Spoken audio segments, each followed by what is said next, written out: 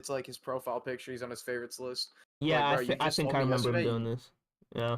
Yeah, it was like you just told me yesterday. You didn't even know like what was so good about him, and then like watching a few video essays like on your favorites list now. Like really, like there's a character that if I finish an anime and I don't like a character, like no video essay is gonna make him be on my favorites list the next day. Like if I didn't like Yeah, him no, when I was that's watching it. yeah, I know, right? You have to come to your own conclusions instead of letting somebody else come to the conclusion for you. It's like this is the explain this weird explanation thing that happens where somebody explains something that happened and it's like, oh, I really liked your explanation and that means it's good now. I don't like that. If you didn't understand what you were watching and then somebody told you what was actually happening and then going, oh, I didn't know that was happening and so you're calling it good now? No, you didn't come to your own conclusion. Somebody told you something, and that might not be the correct response. It might not be, that's something that they developed from their bias, from their analysis. You need to come up with your own analysis.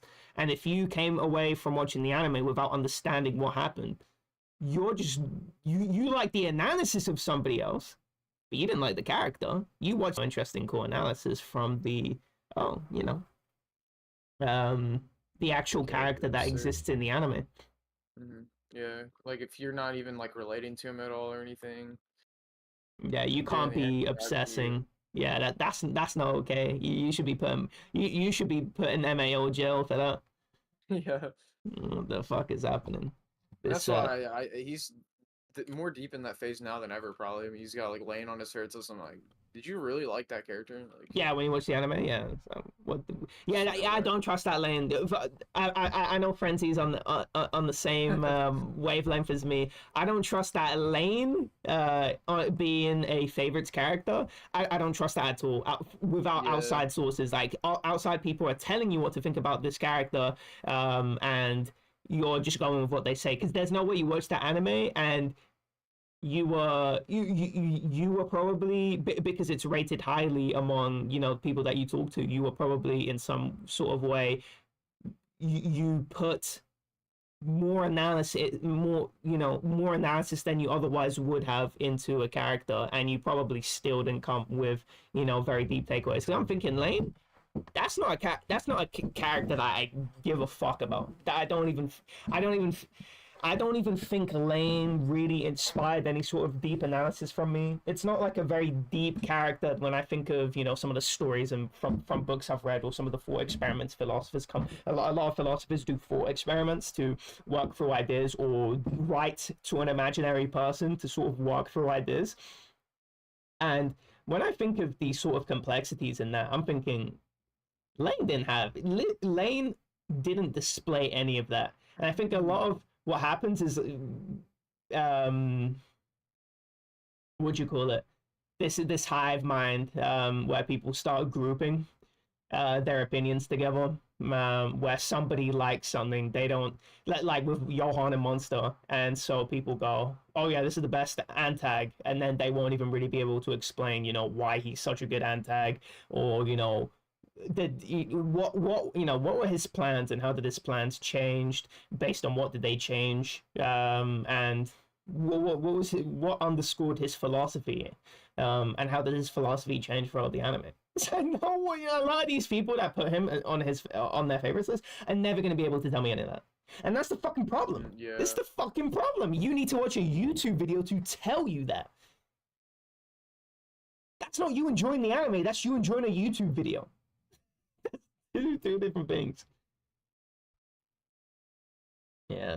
Yeah, I think you're right about the Lane character though, for sure. I feel like anybody that has Lane on their favorites list is just like, it's like having a big sign saying like, "Oh, I don't have my own opinion," pretty much. Like, oh, son, yeah, I don't trust that. Yeah.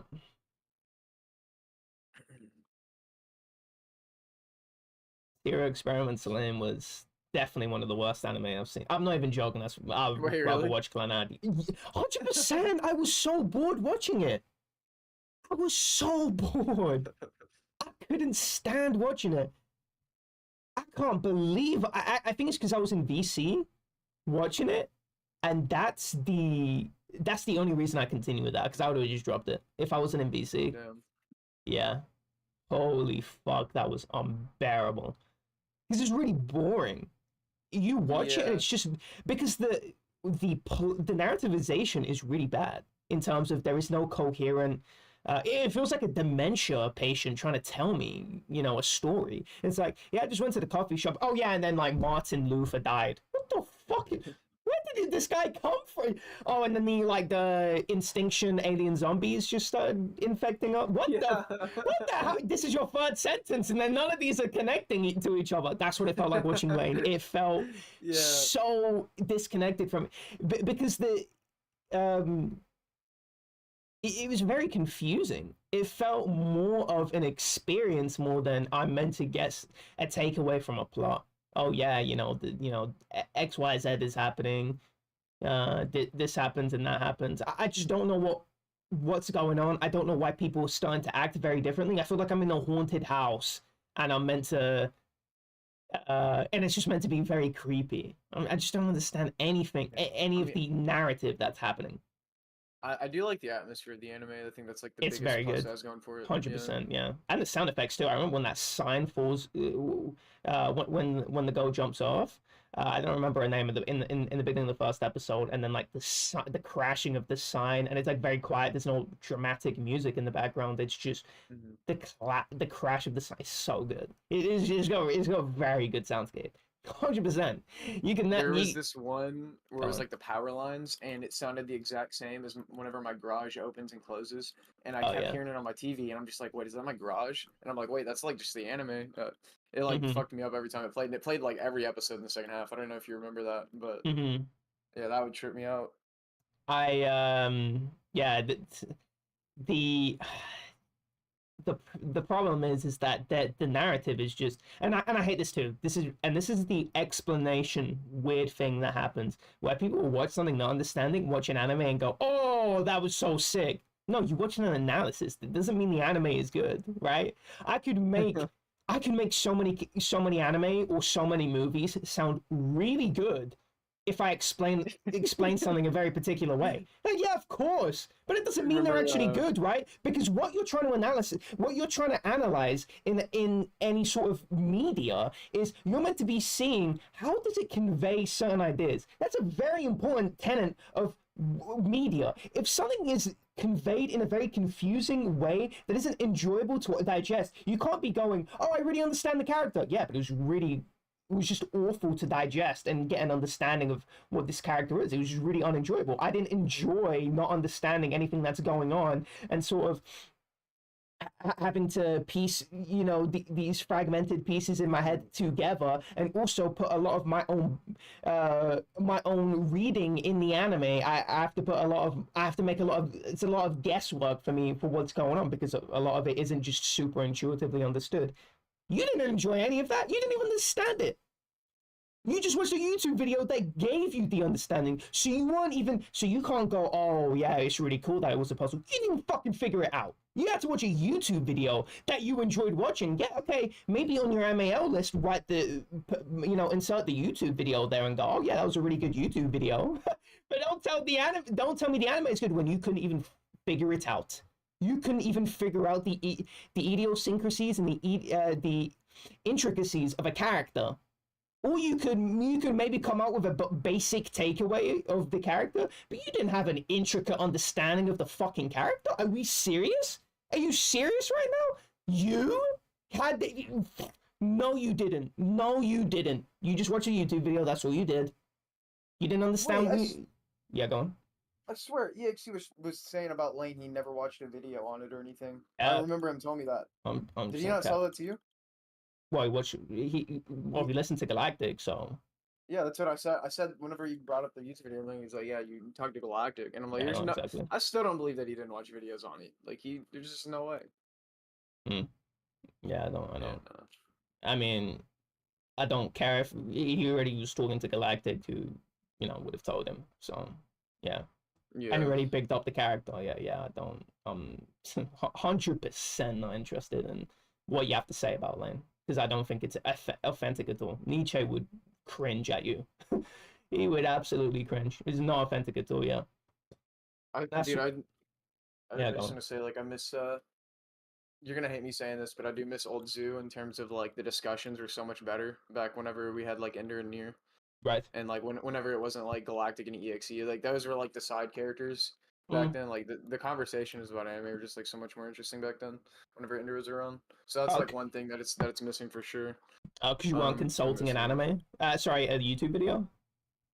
Yeah, yeah. There wasn't like YouTube videos, shit. Like it was more Oh, just like I'm us consulting a talking about shit. YouTube video. Yes.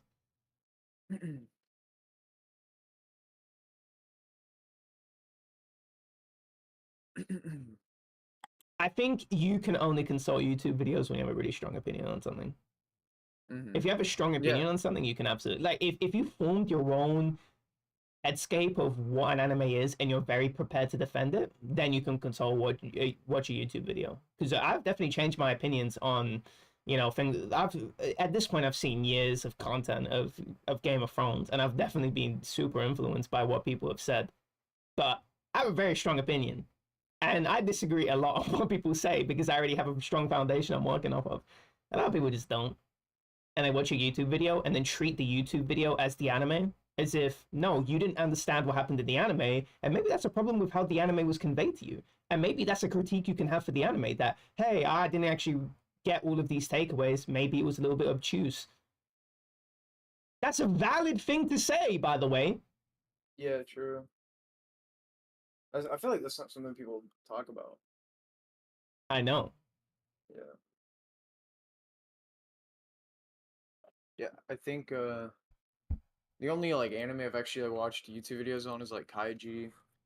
Whenever I was like super into it, Mm-hmm. whenever I was on like peak of liking it, and I did have like a super strong like foundation of opinions on it. Like I went and watched a bunch of YouTube videos on it just to see what other people thought. I don't think I've seen any Kaiji YouTube videos apart from the dub. That Oh, like about the dub. official dub. The quote unquote Yeah. official Oh dub. wait. Oh, okay. Yeah. Yeah. Um, EXE is playing Omori, linked me in his stream. I don't know if I watched a video on Origairu actually. I remember that. Oh, and I've watched a bunch on Technolize. That's like the main one, but those weren't like opinion videos. It was more just like theory crafting, I guess. But I guess that's an opinion in itself. So those are like the only anime I really watch videos on. But yeah, that Origairu one was crazy. Um, it was just like the most, I guess, like pretentious thing I've ever seen. I don't know. This guy was like going back to Greek mythology for No, this bloody like high hell. school romance anime, and I'm just like, what? Why are we That's even not talking about this? serious. Like,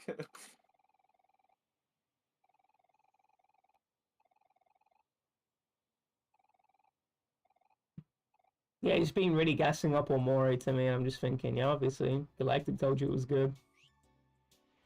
Yeah, oh, EXE has. yeah. Oh, He's I like, yeah, I gotta. really What like account it. is he on? I don't even follow him. Harold June with a Oh V. god, he's on that one. Yeah.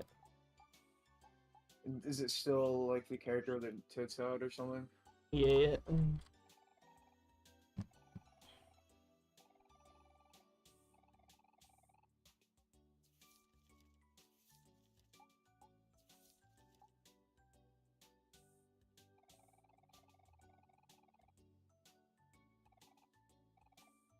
Yeah, Can so you he's, link it?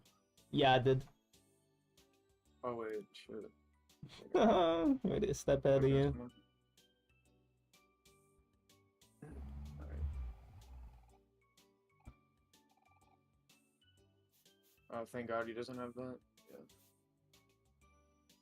He does, it's just covering it because he doesn't know how to set it up properly. Oh, He hasn't got it layered properly. I think that's that's what's funny as happening. fuck. Maybe I'm incorrect, but I Yeah, think he that's probably it. has like. He's Is got it this on a layer above the game. right? But is it? Yeah, this isn't desktop capture. It's just the game. Yeah, you barely just put it over it. Yeah.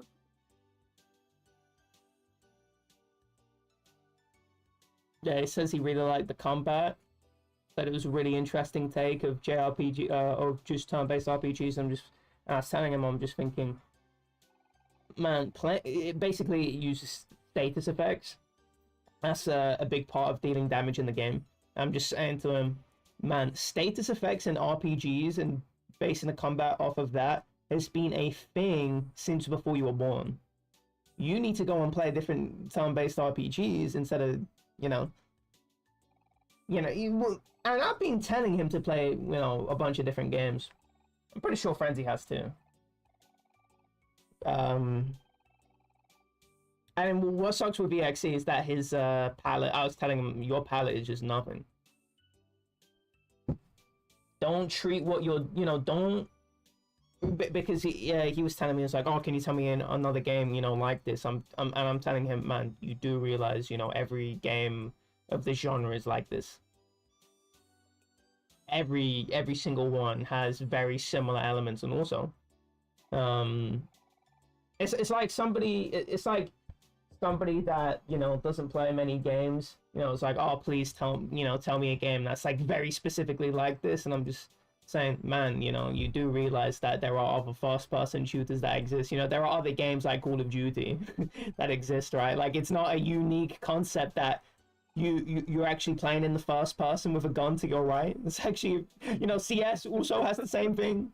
It's like, what? I cannot believe that. I'm going though. But I hope he does play other games, because it's more interesting. Also, games that Galactic hasn't played, preferably, 100%. But I think Omori is specifically good for him, just because what the story is about. I don't think it's about the same things, but there's definitely a massive overlap. The main character's just shut in, and it's a similar to what? The main characters are shut in. So he can relate to that a lot. So I think it's a good game for him to play. It to something? To him. Oh no, I thought you were talking about another game. No, I'm saying there's a massive overlap between Right, yeah. And so I think it's a good game for him to play. I just hope he plays games that nobody I won't give him opinions on things anymore. I've already done with that arc. Something that I've tried to improve on. I'll just tell you to play it. Just be more hands off. Apart from saying, like I'll sell a game to somebody in terms of themes and anything. For sure, 100%. I'm good at selling things, but I won't go. But I'll say I have a high opinion of a game, but I won't go further than that.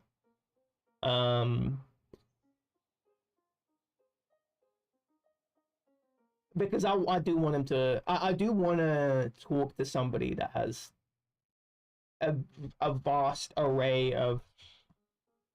When I can talk to somebody and they just have a completely different takeaway than I do, because they, they're using their own faculties and not consulting YouTube.com or Galactic on Discord. It sounds more interesting to me. Oh, it's already 5:30. I'll be right back. So I Alright. get water.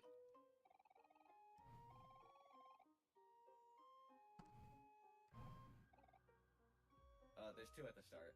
Actually, there might be 3. Okay, so this is 31. After the hive ends. It's even more. Hive ends. They keep spawning. So have fun on this.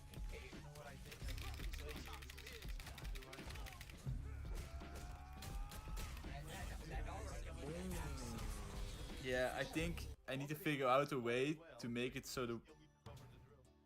Exactly. So... Yeah, I made it so that on the final... So, no Rhino Run bullshit. Yeah, but if I clock up the spawn... I don't.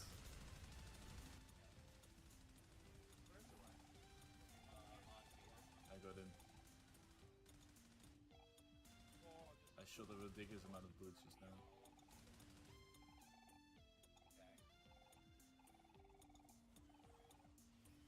Back. Hola, amigo. I can't believe it's already 5:30. What the fuck? It feels like the day just started. It's already night.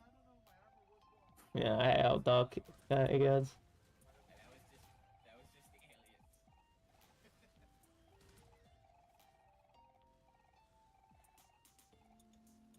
Why are the traps not on?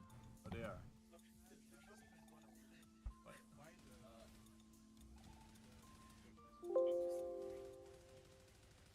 Is that EXE's Windows? Did his Yeah. shit just crash? think he pressed Yeah. something. Lucky I have tank ability, otherwise I would have been done.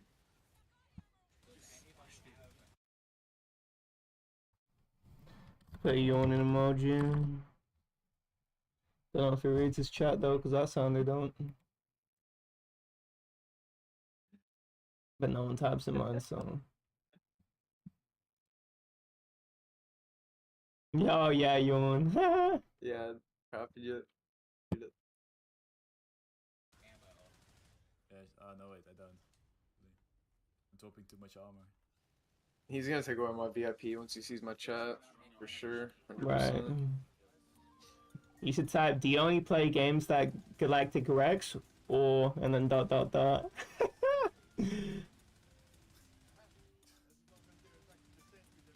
Might actually go more. I'm gonna be like, man, this guy only listens to the music Galactic tells him to Should I listen upgrade to, armor or am I? or that plays the games, or watches the anime Galactic tells him to.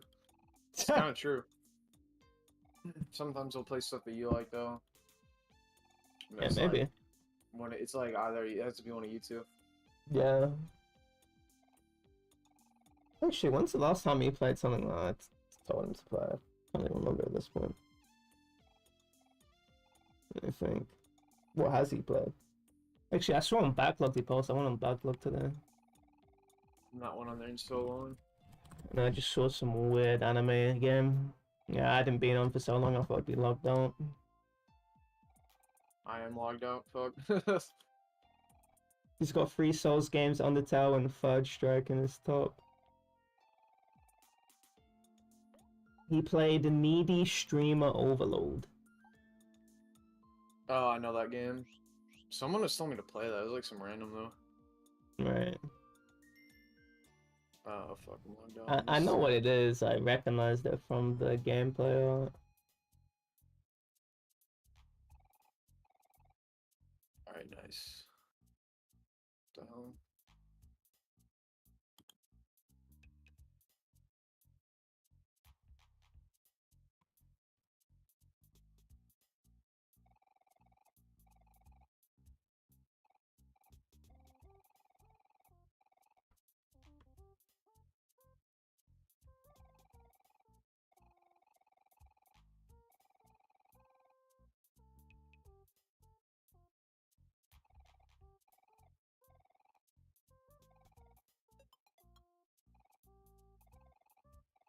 What the fuck is Theme Seer? Fake Souls game or something? No, it's a Souls like, yeah. Like all of it is just COD. I'm just going through it's just COD. For At him? the bottom of his first page, it's just BO3, Cold War, World at War 2, oh World War 2, sorry, Infinite Warfare, BO3, Cold 4, Modern Warfare 2, Modern Warfare 3, BO2, Advanced Warfare, BO1, World at War. It's really funny. COD Ghost, he forgot to add COD Ghost, so it's in a different place. It's really funny. Carter babies.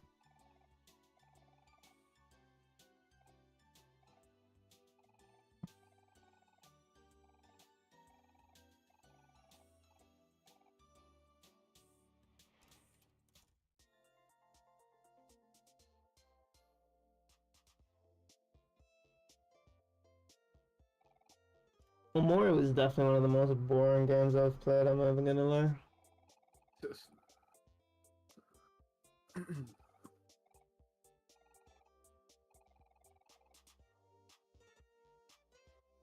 But I know it's gonna be really gassed by it just because it's reliable.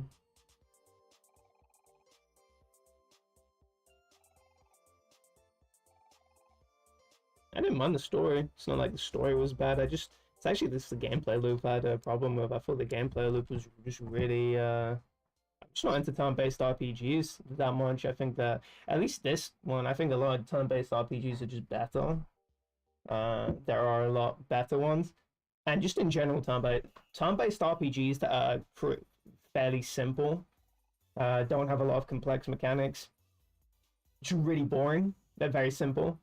I like turn-based RPGs that that have positioning as well. Like it's like a war sort of game where you have to like move troops as well, and incorporate that into your turn order. I think that makes it a lot more complicated. If Fallout was like that, and I actually really did enjoy that. I don't like how you could save in battle though and just try and manipulate RNG that way. That was really stupid. Kind of a problem with all the Fallout games. You can just save anywhere. I don't like that. I like there's this game Fear and Hunger, specifically the second one. You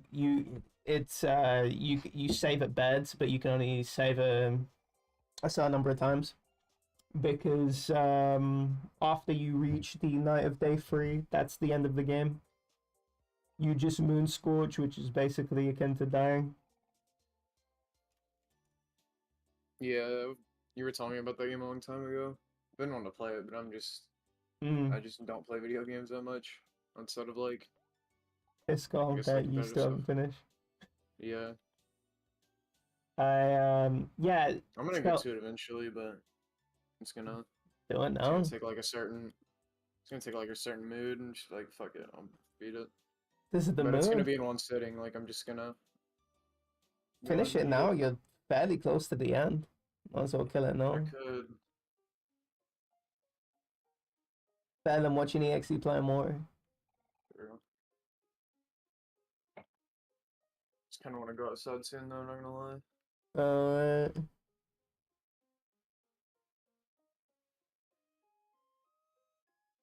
Disco is definitely one. A lot of games really. There is one. If there's any time that I feel really sort of down, it's when I get to the end of a game. And usually I feel that where it's the end now. No, this whole game is gonna wrap up now. And I feel very melancholic. Disco was one of the rare games that I felt good when the game ended. I felt really good. I felt very satisfied. I usually feel very deep unsatisfaction with finishing most games. There's only a few games that have made me feel, wow, I'm actually really satisfied. And I'm talking about games that I enjoy. I'm not talking about, oh fuck, I hate this game, it's so bad. Because obviously when you finish it, it's like, yes, we're finished. You know, let's go. Right. Relief. I felt a lot of relief finishing Amori. Not that it was a bad game. I just think it was not a game for me. It's not a game that I profoundly enjoyed. I definitely had bursts of enjoyment in certain parts of the game. There was a very memorable part of the game that was meant to be a troll, and I somehow hacked my way out of the situation. I couldn't believe I actually. It was a bunch of bears that swarm you that just do way too much damage, and I just used the gameplay mechanics to do really well in the fights so I could win and get out. And that was one of the most memorable parts of the game because it was a very tough part of the game. But the game itself, also having all the relevant revelations about why Omori is a shut-in was also a fairly good part of the game in terms of a lot of story details are being revealed. Why does he have such an aversion to this green-haired punk kid? Why is he a shut-in?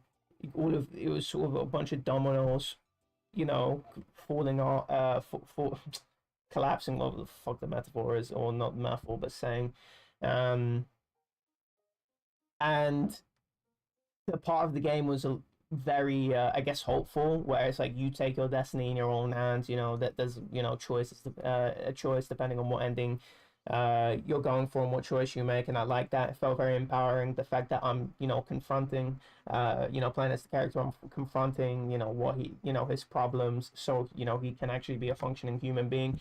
And there's also a bit of melancholy built into the game because he's going to overcome who he is, but he's moving away from his childhood friends that he's reconnecting with. So there's that melancholic shift there that he's not going to be seeing them again. At least not consistently because he doesn't live by them anymore. Which is fairly sad because you overcome, it's like overcoming, your grief, and then, somebody else goes out of your life. It's like, oh fuck, I did all that work just for you to go to. Sad.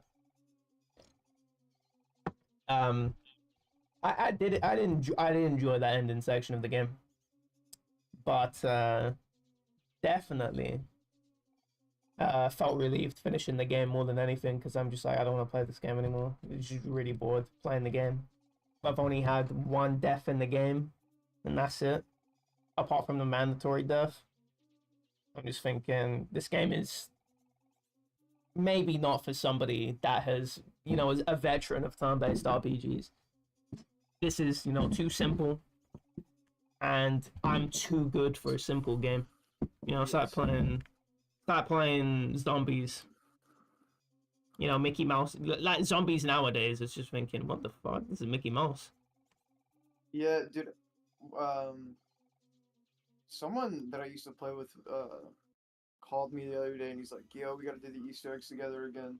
Ew. Like, it was so random. I'm like, bro, I don't even know how to react to that. It's like I could not give less of a fuck about doing Easter eggs, to be honest. But nor do I even have the game.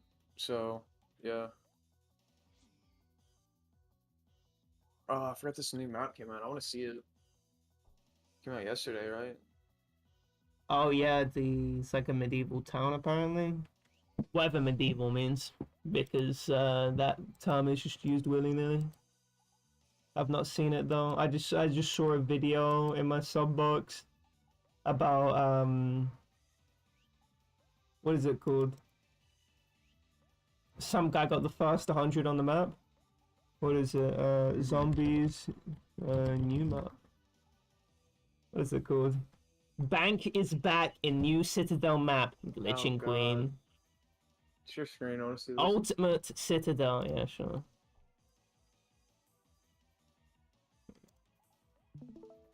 How to get to PhD Flopper. Apparently Modern... Vulture's Aid is in here.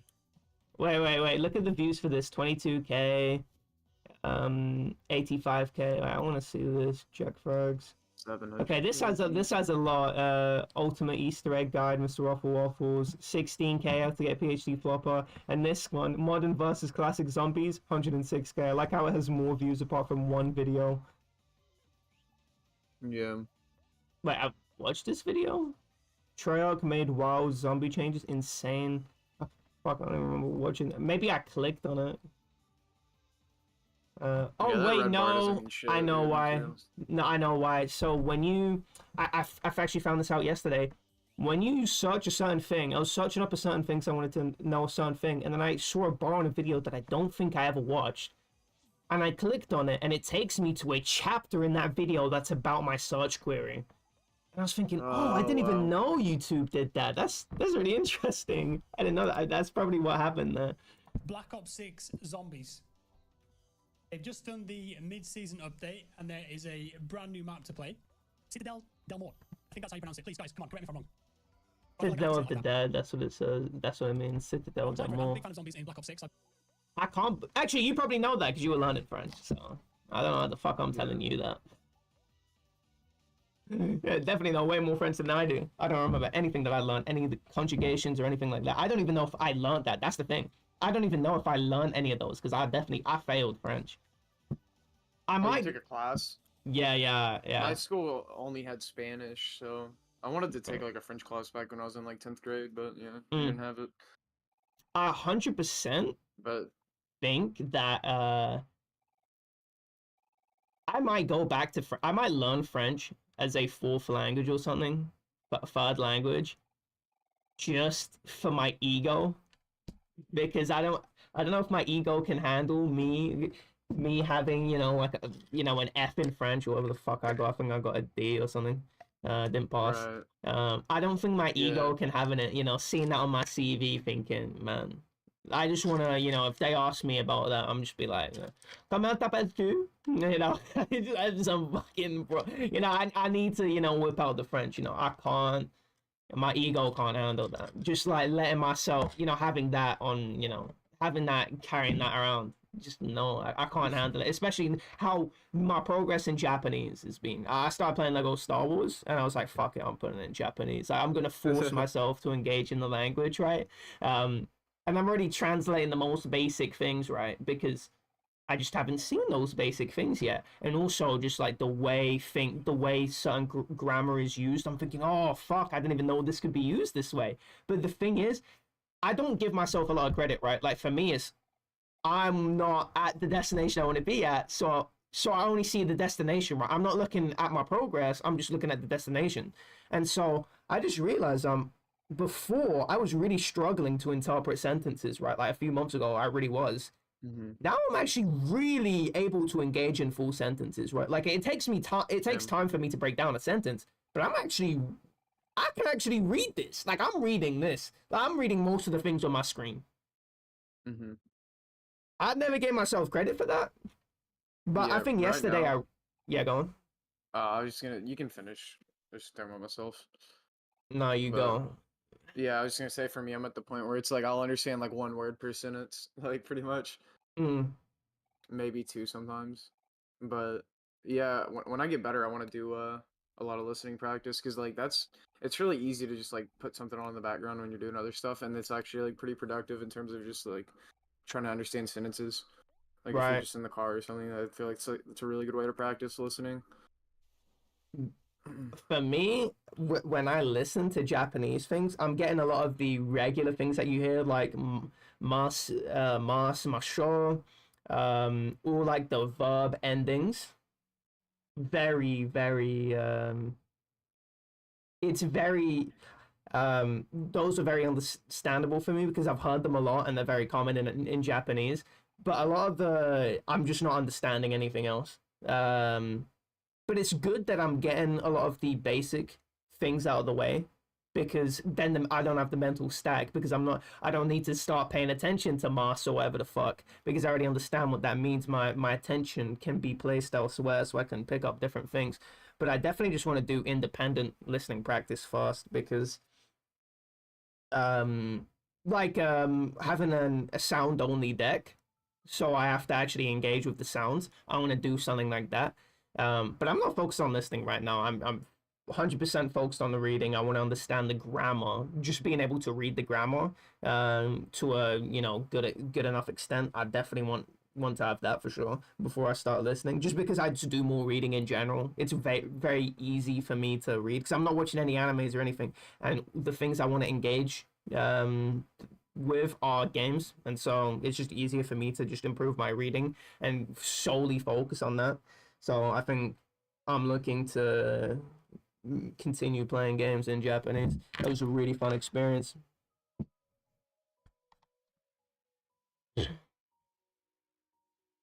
But yeah, let's see this new map. Quite close. I was on the grind. On my, Citadel them more. look at it, on my pistols.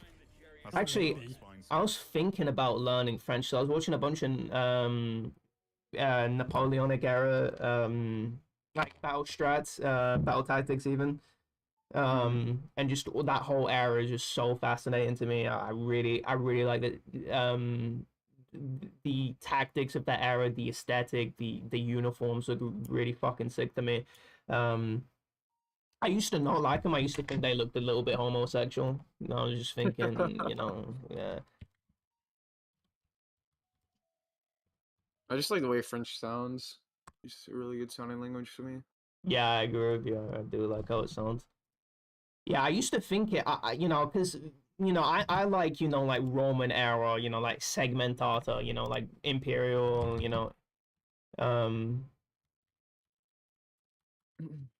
uh, I'm thinking this this is what I like. This is what I want to this is war equipment I really really like. So I'm thinking, oh, they don't even wear armor, it just looks a little bit whack, where's the armor? What the fuck is this? They're wearing trousers now. Before they didn't used to wear trousers. They actually dislike trousers in Rome. You used to think that was like barbarian aura or whatever, but And they're wearing tights as well. Like, come on. Tights? Are you serious? But now I'm thinking tights are really sick, actually. Or these are not tights, but, you know, long boots. I'm thinking, yeah, they'll actually... It's very colorful, because if you look at World War One,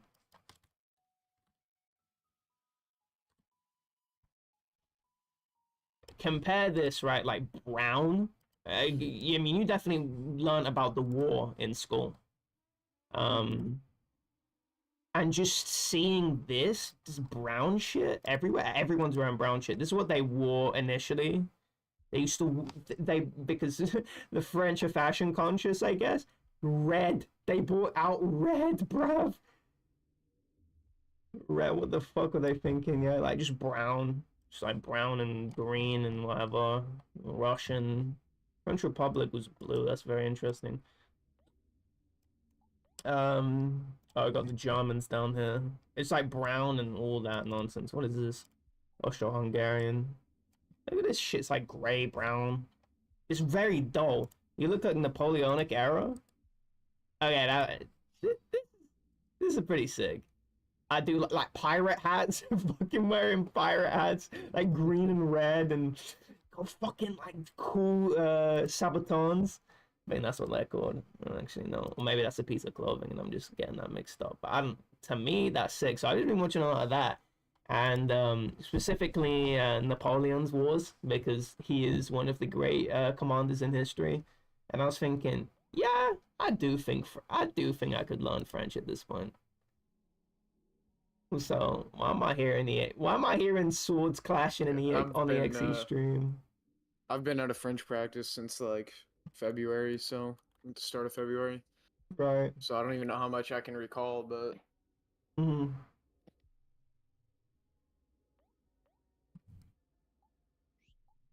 I definitely want to learn Slovak first though.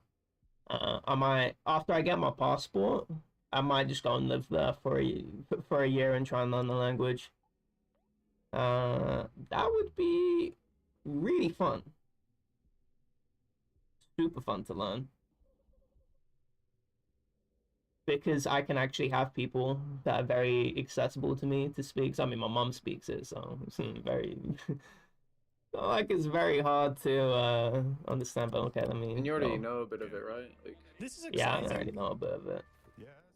Just can't speak. I can say commands and all that. Like where, why, how. Just explore for a little bit. Yeah. Bring your knife out. I've got a Semtex. Okay, I'll kill this one. Today, It will be a quick tomorrow. Yeah, leave him. He's slow enough. Yeah, he's pretty slow. Always turn on the ramp. Xbox Game Pass? Oh, thank you. So they're playing on the Game Pass. Okay, Gobblegum machine here. Double Gun Machine. Search for a way This- to my friend was like telling me this map's like Horizon Track. More of it. Yeah, this map looks a little bit like, I don't give a fuck. That's what it looks like. Yeah, we just have to discover more of it. Just sort of vest on the wall, and I actually had to double back. Why is a vest on the wall? Yeah. Dude, this is so nice. It definitely feels more traditional in its layout, but I think that's because a lot of the old maps were like Traditional. Look how wide everything is. You would never have this in old school zombie. That'd at least be like 7 doors to get to this part of the map. based on real locations. Can you get a perk doing this? Or money? That'd just be points, won't it? Some essence. There we go. Yeah. Some essence.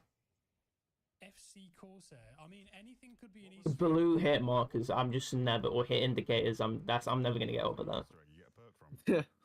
What do you mean? It's the Bagsy pack. I'm just thinking it might be a quick Man, that's normal my zombies. pack because it inverted the colors, and so I have blue hit indicators in BO2. in Liberty. What the hell? Yeah, Might find stuff like that on this map. Oh, you mean like stuff you can shoot, like double points? but I've got a blue screen. It might not be blue hit indicators. It's blue. It's a blue screen. On Oh. Liberty Falls, there Yeah. was a set of cans in the distance that you could shoot, and Yeah. then you'd get. This is so. This is so stupid. I think it was the- Look how wide this area is. I remember when people were memeing on Ascension for being too wide open. not cool What is enough to this? big Easter eggs. Okay, I think this might be an Easter egg here. Search for a way into the castle. Are you serious? Are we? Dragons on Wait, what? That's something that's serious.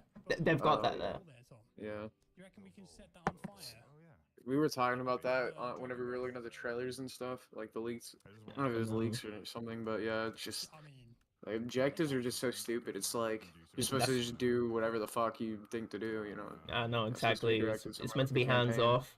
It's not meant to be Yeah. mini map showing you every point of interest. You're meant to be searching yourself. It's ridiculous. It's just clutter on the screen. Zombies is meant to be minimalistic and atmospheric. It's not meant to be filled with a bunch of different hard elements that can. Man, that's like going to that's like doing a reenactment of like some Roman battle and somebody shows up with a fucking AK with like scopes and like ACOG sights. Like, what the fuck? You know what I'm saying? It's like, oh, we're doing archery. It's like, oh, okay, got my fucking M40. So what are you doing? Like, oh yeah, I got my you know, LSAT target finder. What is happening, man? What are you doing, my guy? That could be the boss, Tom. Oh my god, I didn't even think of that. What if that's the boss? I don't care if that's the boss. He looks like a Alright, so we know This part of the map looks really nice. We know there's oil traps, and we know there's goblets of fire. Goblets of fire. goblets. I could not enjoy zombies like this. Okay, Why is there an armory system in zombies? I don't. What? You fit through that? Okay. Yeah, that did not look like he was gonna get through. Yeah. This does look like Drazen Jack though a little bit. I don't think so. That last area looks like where double tap is, where were just that. I think it's a little bit too green for me. I think the Dies and Drag was more blue. Because atmospherically it feels Yeah, quite for different. Hmm. And I didn't remember like trees being there because I saw some dead trees. I don't remember there being as much foliage. I feel like it's green from all the foliage here, like it's been overgrown. Dies and Drag didn't This feel like looks, that to me.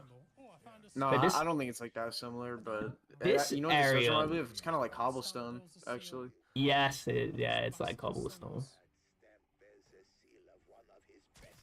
But do you remember where double tap is on Drazen Jack? Yeah, the gates. That's what that last spot looked like. Right. Yeah, I know what you mean. Gamers. Alright, Yeah. Dylan. Trying to play some BO6 with us?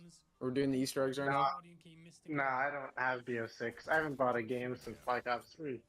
I me and don't Fleur have playing Easter eggs. BO6. 100% not. I will never purchase a COD We're game. playing it right now. What are you talking about? Yeah, you mean watching a YouTube video. This one's also lit up here, look. So that was one on the wall. Yeah, fucking Shelby and all those people, they keep, like, Shelby, Cairo, Cole, Oh, they're like God. super, they're like super into BO6.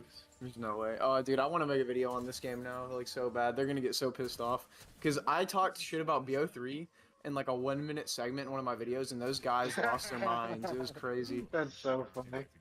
Yeah. Yo, free Jumpy. Everyone hated me for like a 1-minute segment of shit talking the game.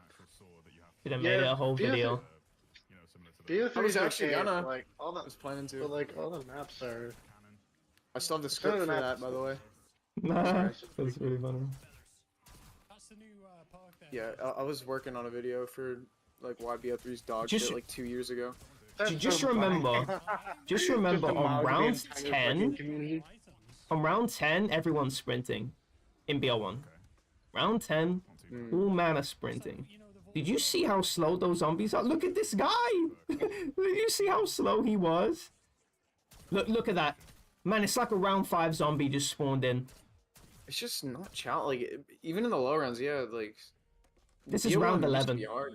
Yeah. They should be Like, all how are full you dying sprinters. at this point? Like, no, you have to be brain dead to die right now. Mm. I remember getting around 20 used to feel like you felt good about getting around 20. I know, I was at least an orgasm and a half. Round To 20. not get to round 20 right now is you have to quit out of the game. Like, you 100%. have to be under the age of 10. Like, there's no way around it. You're underestimating 10-year-olds. Man, I have TikTok in one hand, you know, round 50 in the other. I've not seen that symbol either, though. I've no idea. Look at this. You know what? Yeah, me at 7 or 8 years old probably could have got around 50 in this game. Man, don't underestimate Gen Beta So I've got fire. What is that then? and some work. It looks like what is that? Is it a Bro, what dragon? the fuck? Looks like a dragon. The blood. You just sitting there taking hits from the crawler, putting his armor plate in. Next to the fire. Mm-hmm. God. Actual dragon symbol, similar His brother's called Hero. That's a dragon. Forgot about that. There was dragon graffiti on the wall, but it wasn't one of the symbols. dragon It's just unfortunate how much Battle Royale actually ruins zombies. Okay, should we start this next round? It's actually crazy how much Easter eggs ruin zombies. Just think about what they're doing. They're looking for posters on the wall, but think about what the gameplay is based. It's a round-based game where you kill zombies to advance around. A certain number of zombies to advance around. So you're kiting a crawler while investigating what's happening. Something feels really stupid about that. I just don't think kiting a crawler while looking for Easter egg steps is cool. But it doesn't sound cool to me. It seems so antithetical to, you know, if I'm gonna play a puzzle investigation game, I'm gonna play one that's not made for 5-year-olds. This is made for 5-year-olds. 100%.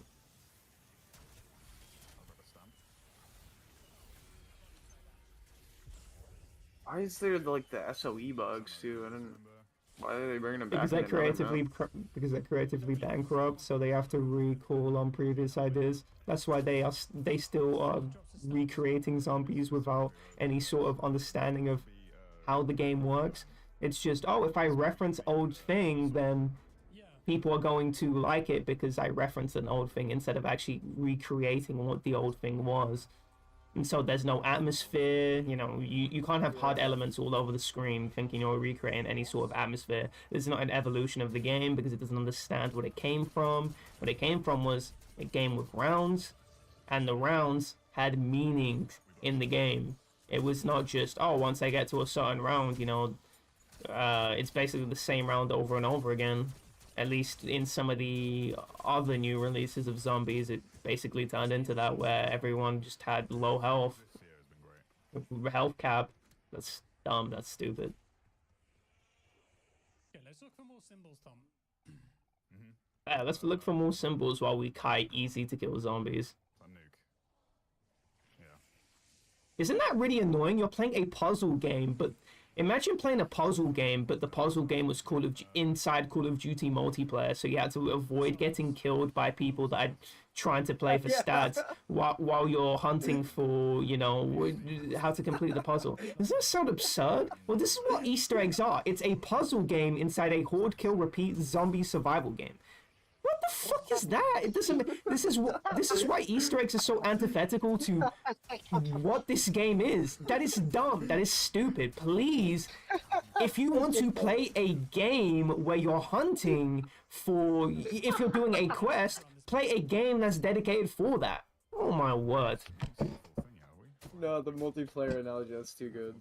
That's actually too good. It's absolutely Just true. playing multiplayer, like you're playing Counter-Strike, like you're taking that shit seriously, and there's just a guy like crouched in the corner, just like sitting in the corner trying to like find some poster or something, like. And just I'm just imagining like you're like you just killed an entire horde. There's big explosions. There's like yellow flashing everywhere. There's fire. There's like zombies screaming, and then. You kill the whole horde, you turn around, and then your whole screen like zooms in like it's fucking Fallout, and you do the lock picking stuff. Oh my word. Jesus. I'm just picturing that in my mind. That's just that's probably already a thing. And there's the line symbol. Yeah, dude, like you're just lining up like lines. Yeah, that is what the game is. Yeah, it's what it's turned into with all this East. It's water and oil don't go together. These two elements of the game don't complement each other. Like, yes, I am trying to, you know, figure out, you know, what the Easter egg step is while this zombie is just slapping, you know, my behind. I'm just kiting it all over the place. There's like a tutorial version of the Easter eggs on BO6 though. Like you just do a tutorial and then you do it. Like that's the thing in the game. You like there's like a tutorial version. I don't know exactly how to describe it, but I heard Shelby talking about it. So I didn't know Wait, that was there's a a thing. tutorial what? There's a tutorial for the There's Easter a- eggs. yeah, where it walks you through the steps and then it doesn't give you the completion. So then you like can practice before you actually do it and get the what the achievement or fuck? whatever. I like so the it's even, concept of more that. stupid. I like the concept of that, but not for what it's. You can't do a. Alright, it's a good concept because that's what we do in high rounds. We play a theoretical version of, you know, a round. We just mod ourselves to a round and we practice, but we don't get, you know, the world record by spawning in on that round. We have to start from round 1 and then play through all the rounds to get the world record, right? Or the PB or whatever the fuck you're going for. Yeah. Right, but it makes sense that's a good way to look at it. Yeah, it's like a strat tester. Yeah. Right. It makes sense for what high rounds is. High rounds isn't a mystery of trying to figure out what goes where in order to solve a quiz. That's like giving an answer sheet to somebody, you know, your class before the test. Doesn't make any fucking sense. Also, that was sick. That was sick. That lion was sick. Don't tell me that wasn't sick. That was sick.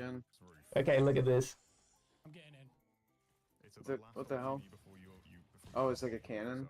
Yeah, that was sick. I mean, it's stupidly unrealistic, but that was sick. But for a test, right? It's a quiz. There's meant to be a mysterious element. You're meant to be testing somebody's, you know, location faculties or being able to locate faculties. You're meant to be testing those sorts of skills in order to, in these Easter eggs. That's what it's testing for.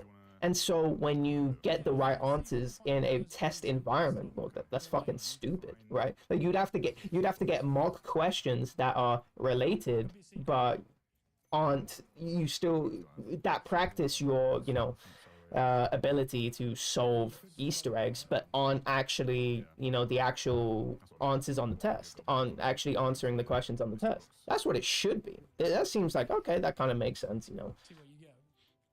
But no. It doesn't seem like it is that, which doesn't make any sense. Imagine playing a puzzle game and it's like, okay, here's the practice. Doesn't make any sense to me. Yeah. That doesn't. Because Yeah. in a high round, honestly, when you're practicing with that, it's like different every horde. So You get nothing.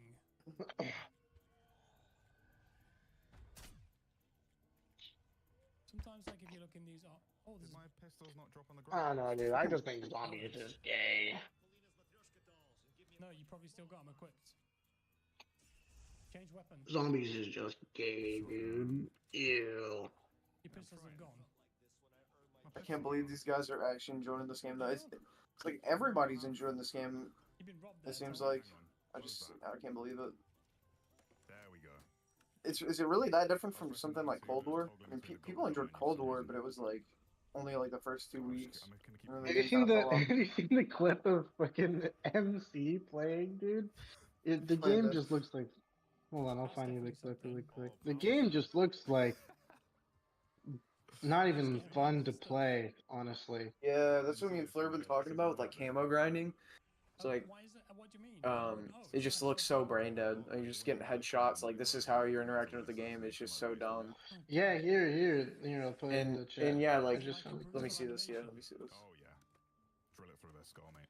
Like it's just, it doesn't even look fun, you know? It like it just looks. It just MC, looks like, I don't think MC enjoys this game. I don't think he does either. I'd be I think he's floored just if doing it for he the did. viewers, but Yeah, I that's think he totally just fair. does it to bring his shit back. Yeah. I mean, I respect the grift, you know. Yeah, it's cool and all, but Like, yeah, dude. Like, what am I watching? He's just like shooting the floor.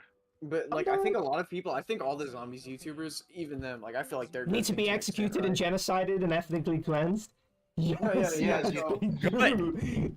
I feel like they're grifting too. Yeah, and dude. I think there's all the collusion with the casuals- content creators. Yeah, I think all the casuals I know, right? don't really enjoy the game. It's like a nostalgic thing, I feel like. But they get validation from people like MC and all these content creators. Like, oh, these people. It's kind of like a whole community, just like kind of validating each other. That's what I feel like. Yeah, To be honest. 100%. Just Someone like said without genocide knowing it. earlier. We should about the content creators. No. Yeah. Oh yeah, 100%. Oh, big time. There needs to be a purge of sorts. I completely agree. There's this Russian poison that either kills you or fucks up your skin really badly to the point where you become like unrecognizable. I'm just Yeah. saying. Yeah, Neko, I know. I was gonna. I mean, you say That's that, something but isn't that's sort of like a metaphor for what happens when you sort of just dedicate your life to doing zombie? You just think about it. There's people that have been doing zombie creation for so long, right? You can't be in a good space. I'm just thinking Definitely. Why would you? Why would you? No, Is no, this no, someone no. who's poisoned? What? Is that someone who's poisoned? Yeah, He doesn't- actually, in like 2002, he was poisoned. Yeah, He doesn't look like he's being poisoned. I'm thinking. he survived. He Man, survived. I'm thinking Fruit Loops. I'm thinking. Yeah, yeah, like Vax? his diet maybe. Vax question. Yeah, maybe the vaccine. BO6 looks great though, doesn't it? Like I saw that clip that Demon said. Oh man. Doesn't that look so fun? Oh man, I hadn't like that looks incredible. It's probably gonna be so fun to just shoot and make your screen shake for 200 hours. It looks like BO4. There's like a map on BO4 You that think so? it looks like that specific strategy yeah. of Yeah. Oh, the strat. Okay. Oh, wait, I didn't even see the clip. Wait, hold on. I wasn't even looking at the clip. It's terrible. It's hard to watch, Fleur. I just know It's that. just like, Oh, round 290 and 950. What the fuck? It should be like the 110s. well, you'll see why. You'll see why in a second.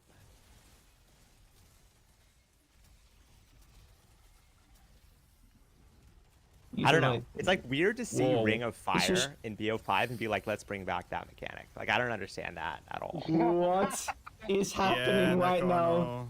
I was gonna do a Nogum run this. Doesn't this look sad? Doesn't this look sad? Like the dopamine, like the like the dopamine rush of getting all these like medals. Boom, boom, boom, boom, boom, boom, boom, boom, boom. Yeah, Neko, I know. It's like it's literally like casino psychology. Yeah, Ding, no, that's ding. exactly what it is. Casino is one of the worst, most disgusting industries. Yeah. Have you ever been in a casino, Fleur? What'd you say? Have you ever been in a casino? No. Okay. So I've been to Las Vegas, and like, I know. let me tell you, dude, these fucking. Oh yeah, I did bring that up. Yeah, dude, these machines, they're just like, you know, those like brain rot TikToks or whatever, like short form content where it's just like Mm-hmm.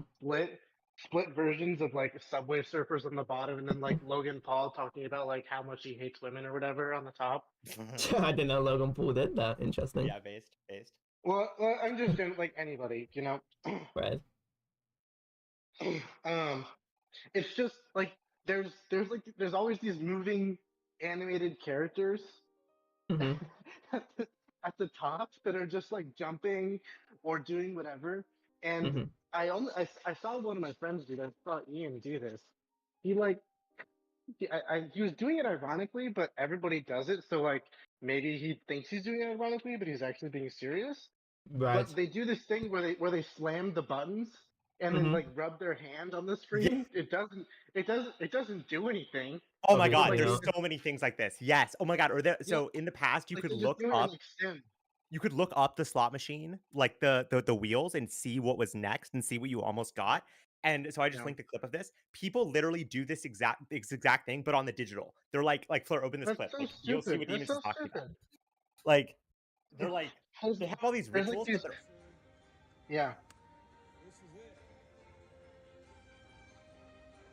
and they'll like try to get it to Yeah. stop on certain parts. So he's like, see how he's like trying to like get it to stop on Yeah, what certain an parts. idiot. What an idiot. Well, it's not. It's just like humans develop rituals and like Right. Yeah.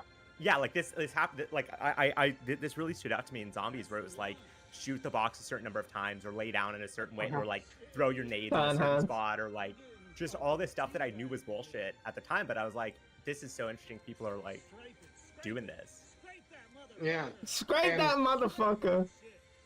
And it really is, and I think, and like the analogy here is, there's all this fucking stupid shit coming up on the screen. When you're playing Black Ops, like it's like, ooh, look at all these points you're getting. Ooh, look at all these medals at the top of your screen. Ooh, look at your points go up. Definitely.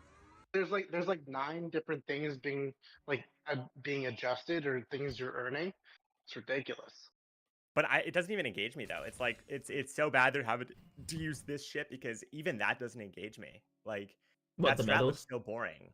The medals yeah, don't do that- anything yeah. to me at this point. Well, like, then you know what that means. That just means you're not the target audience. The No, I know. target audience is the target 100%. audience is like the 15-year-olds in high school who have enough time to play these fucking games. exactly. Which which gotta say, I've been saying it for many years. Okay, I've been saying it for many years that the generation of Black Ops One Zombies players, we always had the ability to like to control the narrative of stuff but it kind of ended after BO3, and Yeah. I saw What are you that coming talking about? because that's when in terms of like the record stuff or like any of the like kind of like not the way games were perceived, because that's only true in an echo chamber of like high round players. But True. I think that as we get This is so stupid. Do you see how he's running through this? I know. And dude, there's like almost no correlation between the hits and the health of the person. Like it's Oh, I you didn't know can't that. even really track what your health is based on like the hits. It's kind of insane. Oh, are you as, saying as demons? these games keep going on, and like we get spaced out from the old games, the new generation comes in, and to them the new game becomes the norm. Yeah, Some definitely. Oh yeah, that's what I was some of the saying before. yes, some of these players playing Black Ops 6, it's just Yeah, like this is the this is game to zombies. them, right?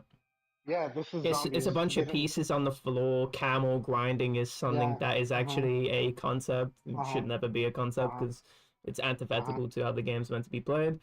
You're not meant to be buying every wall gone off the wall and then going to a certain spot to headshot and doing that until you get camos. That's not what the game is. It's like a side quest that's added into the game that people are treating in the main quest. You know those memes where it's like, oh, the side quest is more enjoyable than or more engaging and more immersive than the main quest, which actually is antithetical to immersion or whatever, because you're actually not immersed in the actual character that you're playing as. You're just playing as yourself and inserting yourself into the world instead of actually engaging in the character. Um, Yeah. and I think this is another thing where it's like the game has a certain gameplay loop, and that's what the game is. The game is survive as many rounds as you can, but they've added these side quests that people are actually more engaged with. When I'm hearing people going, "Oh, camel grinding," then I think they've completely failed in what I would in my sort of metrics of how I judge a game. You've completely failed to have people engage in what the game's about and what the fundamental structures of the game are. You're having them engage in something where the game isn't built for that. And what I was talking about with the Easter eggs and why Tricky's found the analogy hilarious, but this is what Easter eggs are. You go into a multiplayer match and you're looking at posters while other people are playing the game. The structure of the game is meant for you killing the other side, and if it's TDM, get 75 points and win. So it's not meant for looking at posters, and so the gameplay is sort of the poster hunting is clashing so heavily with what the fundamental parts of the game have been built for, and that's what this game is. It's a bastardization of what zombies. This is not a zombies. You can't have side quests for camo grinding. You can't have side quests for looking for posters and trying to do an Easter. That's not what the game is. The fundamental parts of the game. Why don't you just remove the rounds at this point and the zombies so you can just actually look for the posters and actually do the quests, right? And then maybe have zombies spawn, at very certain points in the game. That would actually be a structure built for quest building. Because think about the concept of kiting a zombie.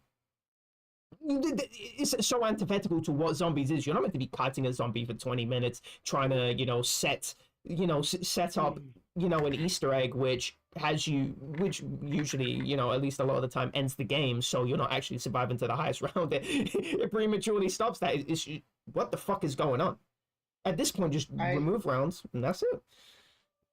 You've been saying that for a long time, Claire. I remember you said this in one of your YouTube videos a long time ago, if I remember correctly. And I think the biggest reason why that will never happen is because it gives people like a false sense of worth to be able to go to their friends, like, or not even a false sense, because that's coming from my perspective.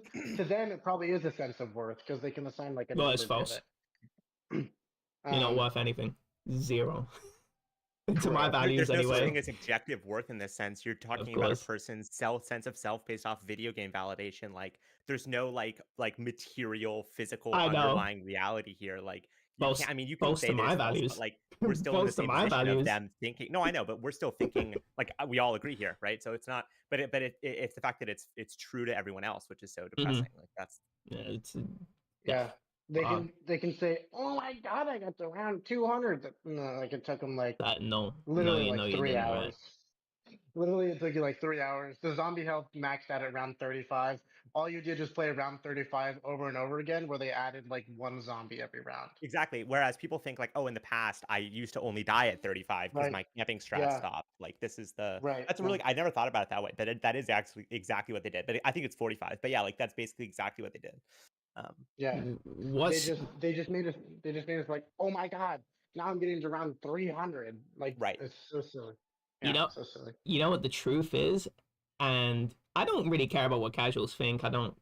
For me, I get a lot of fulfillment that BO1 is BO1 and it's untouched. It's like you know what I'm saying? Like I'm thinking of like a nun or something. Like you are just It's pure. pure. You know, you haven't been penetrated. Maybe you've like rubbed it's like- vaginas, right? But you're still, you know, Yeah. you're not you still blown haven't been right. As Wings would say. That's how I view BO1. Very pure. BO2 is like the side quest, you know, side story DLC that, quite frankly, is not relevant to what I care about. BO3 is strange, really ugly. It's like the picture that you linked where Poison God. You're not even sorry. This is not even the same thing. And you know what sucks, right? Is that there are people that I care about, and a lot of those people are BO3 players. And so there's been this laundering of, oh, look, because everything is, we judge everything relatively. So when BO3 came out, there is this massive backlash to all these disgusting mechanics that exist, right? But now that this game is out, would you say? You said that it was such disgusting. Sorry, continue. I'm sorry. Right. You look at this game, right, and you could never, because now the number line bottom and BO1 was at the top. Now BO3 looks really close to BO1 because this it's shifted the frame so much. I totally agree with this. 100%. For sure. But just to go back to something you were saying about how kiting a zombie is like so antithetical. What's kiting? What's kiting?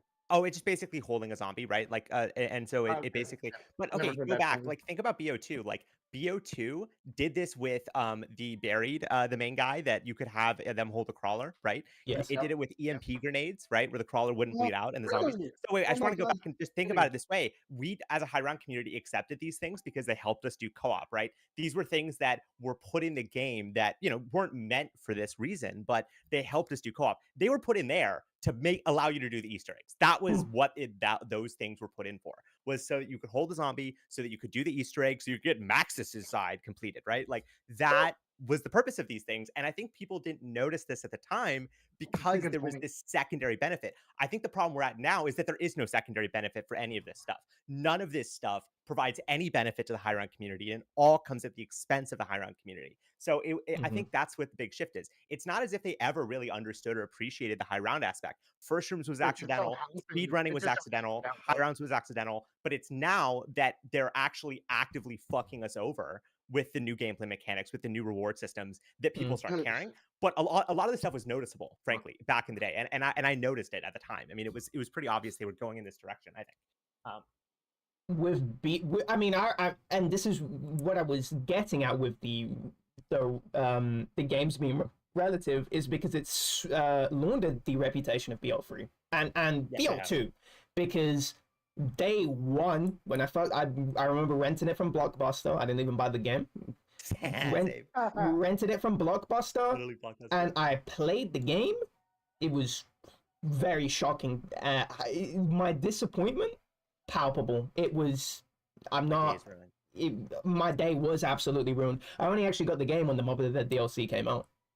Because that's actually good. I started playing zombies, and I got it because I didn't have a console until then. My parents didn't allow me to play video games until then. So I remember when I remember the first time I ever played zombies at my friend's house.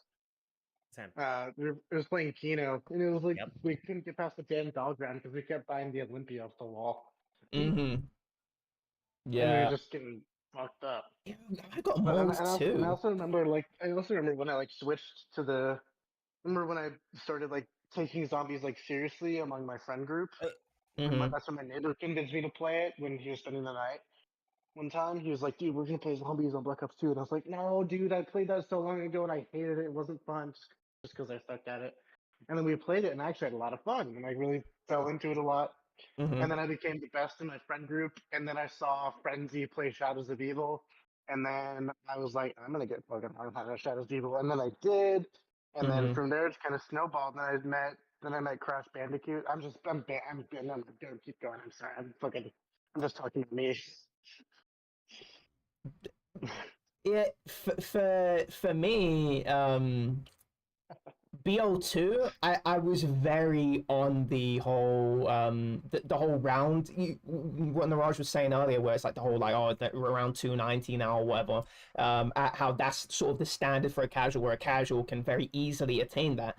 And what I saw with Buried, it was 100% with Buried. When I saw what that map was doing, where people had head choppers in the corner with a Mark II getting to round 40, I'm thinking you never did Or round just the 40 fucking, solo. where they were on the platform and jumped up, and you were just sitting there with Paralyzer, tapping it every few seconds. Like, do you remember that strat where it was yes, like up by the couch, and it was like 100%, yeah. like that? I You're remember talking that, about too. above the convenience store or whatever, the general Yeah, store well, or above whatever, the box region, right? Like, and then like to the opposite Yeah. side of that, like Yes, It's that's on the bank. It's on that's the bank. convenient, the convenience.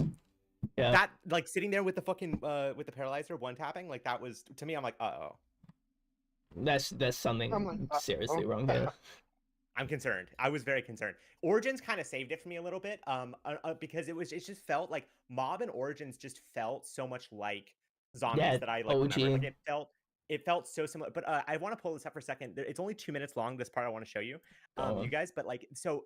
I linked it in the chat. Mr. Awful basically describes this trade-off between getting casuals to play more Easter eggs, and then also describes how like basically it all needs to feel like Zombies. If it doesn't feel like Zombies, the whole wait, Fleur, why is your okay? There you go. Good.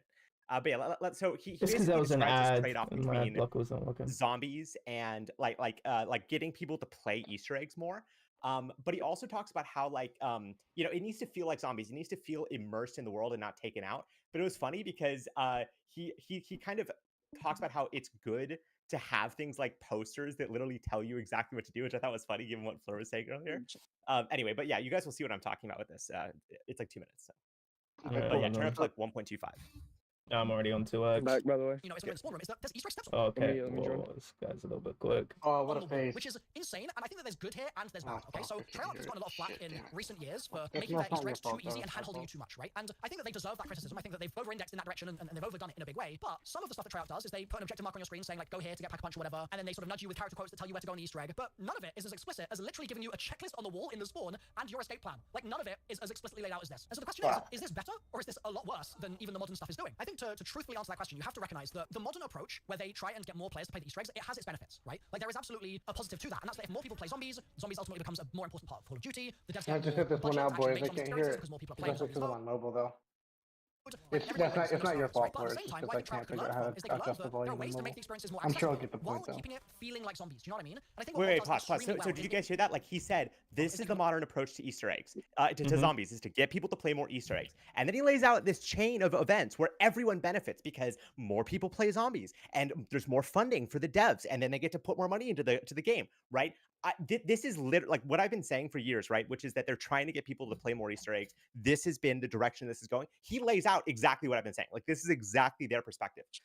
Just play it again, just to kind of. Are we treating Waffles as part of the development team? I mean, like with Jason Blundell, absolutely. He was very close, and he has been since like the Mom of the Dead. Like this exact period of time, he's been extremely close to them.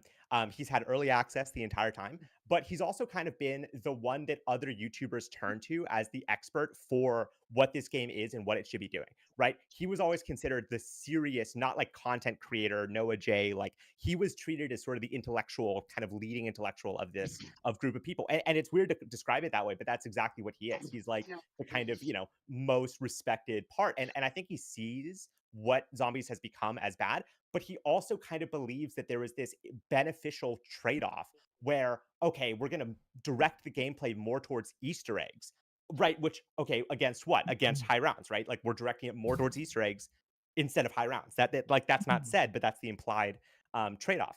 And he's saying this was beneficial for everybody. Everybody wins.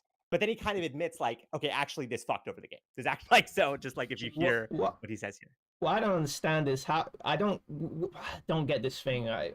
You hear it a lot when communities are arguing about some different changes or some different players playing the game. Is that, oh, there's more people now in the ecosystem. I don't know why the fuck that's good. You know, CS:GO and skins. It's like, oh, there's more people in the ecosystem. I don't know why more people being in an ecosystem is good. Or why more money for the development team was good when all it went into was microtransactions and fucking like an unstable game that crashed before it could even complete the 100%. objectives. No games existing. Like this, where this money went into, which supposedly was going to help zombies, completely failed. Right? Like he basically admits that it was this trade-off that was made by people like him and other people completely failed in its ability to make the game better. Well, why does more money being put into something mean good? It's the vision. That's what he's saying. Yeah, no, it's fucking stupid. No, it's wrong. It's insane. Well, do you think? Like on its face, it makes sense. It's not illogical. It's just that when you look at what this game has become, it was wrong. Like I'm not saying like, oh, 10 years ago, hindsight's 2020, right? But it was obvious to me at the time that making this game an Easter egg game was not going to be good. Like that on its basis was obvious. And then saying, oh, well, more money's going to go in at the same time as it becomes an Easter egg focus. Well, that doesn't necessarily mean it's going to cancel out the badness of Easter egg focus. Do you see what I'm saying? Like it's yeah, that's what I was going to say. Yeah. I mean, he's an Easter egg guy, so he probably a very different perspective for him. Yeah, but he was wrong. He was wrong. I mean, like that's the whole thing here is that he had this idea, and other people did too, that focusing on Easter eggs was good for everybody because it gets more people playing and it's accessible. And he talks about this. He says like accessibility was the kind of goal. He says this, and this is the term accessibility. If you ever hear this word and it's not in the context of like a ramp for a guy going into a building, like it's always bad. It's always bad. Oh, it's I'm always glad. lowering of the standards. Trust me, lowering of the standards. I've been in the trenches for that because I'm a Dark Souls player. You know, when people start saying you need difficulty options, you know, because these people are creatively bankrupt, there's actually difficulty options. Yes. But based on how you play the game, you know, you can kindle bonfires to get double the Estus, right? But you can just not a bureaucratic selection. Right, but people want like on the screen easy, medium, and hard because bankrupt, and they're saying like, oh, the accessibility. Think about all the people in wheelchairs and 5 IQ people. I'm just thinking I don't give a fuck about accessibility because if some guy that lost his arm in a fucking war can't play this game, I don't give a fuck because I want to play the game in a very specific particular way. And if you add all these things, basically it's meant to be you pushing a boulder up a hill and then you're not enjoying any part of it, and then when you push the boulder away, it's like, oh fuck me, rose tinted glasses looking back at it, well, that was actually really fucking fun and crazy and I feel very accomplished for what I did. It's not meant to be fun, it's meant to be bullshit. And the thing is, right, when you're pushed back into a corner, it's very fun for a game to not have settings in the game where you can change it. Okay, I made it easy now. Like the boss has half the health. Okay, yeah, like I added, I gave myself a fucking ray gun with a console command because I can really do that really easily now. Like even on a fucking controller. Like that's fucking bullshit, you know? And people will use accessibility as a way to get all of these things in the game to make the game easier. Yeah, I don't trust accessibility. I'll fucking gas I'll gas all the disabled people so there's no accessibility left to add. Are you fucking serious? Get that shit out of my game.